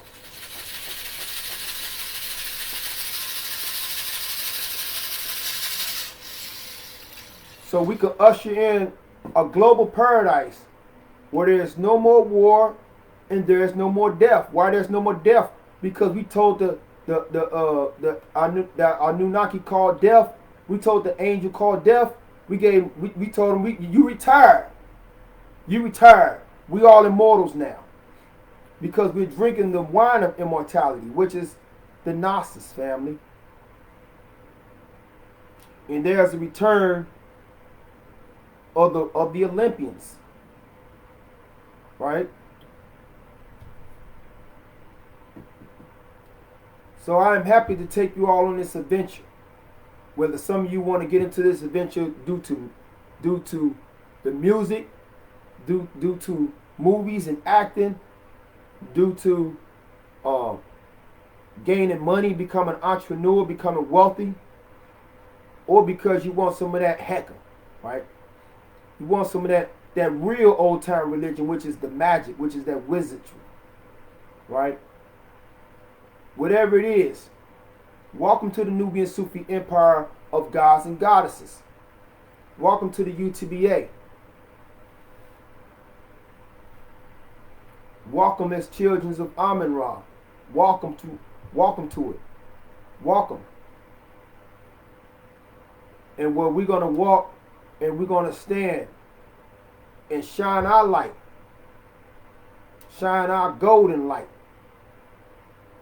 Shine our light so we can help bring about a global paradise where there's no more war, no more death. And there's no room for any devils, any beasts, or any Satans, because we got a whole planet filled with nothing but gods and goddesses. And with that, family, I say, Heka Hotep.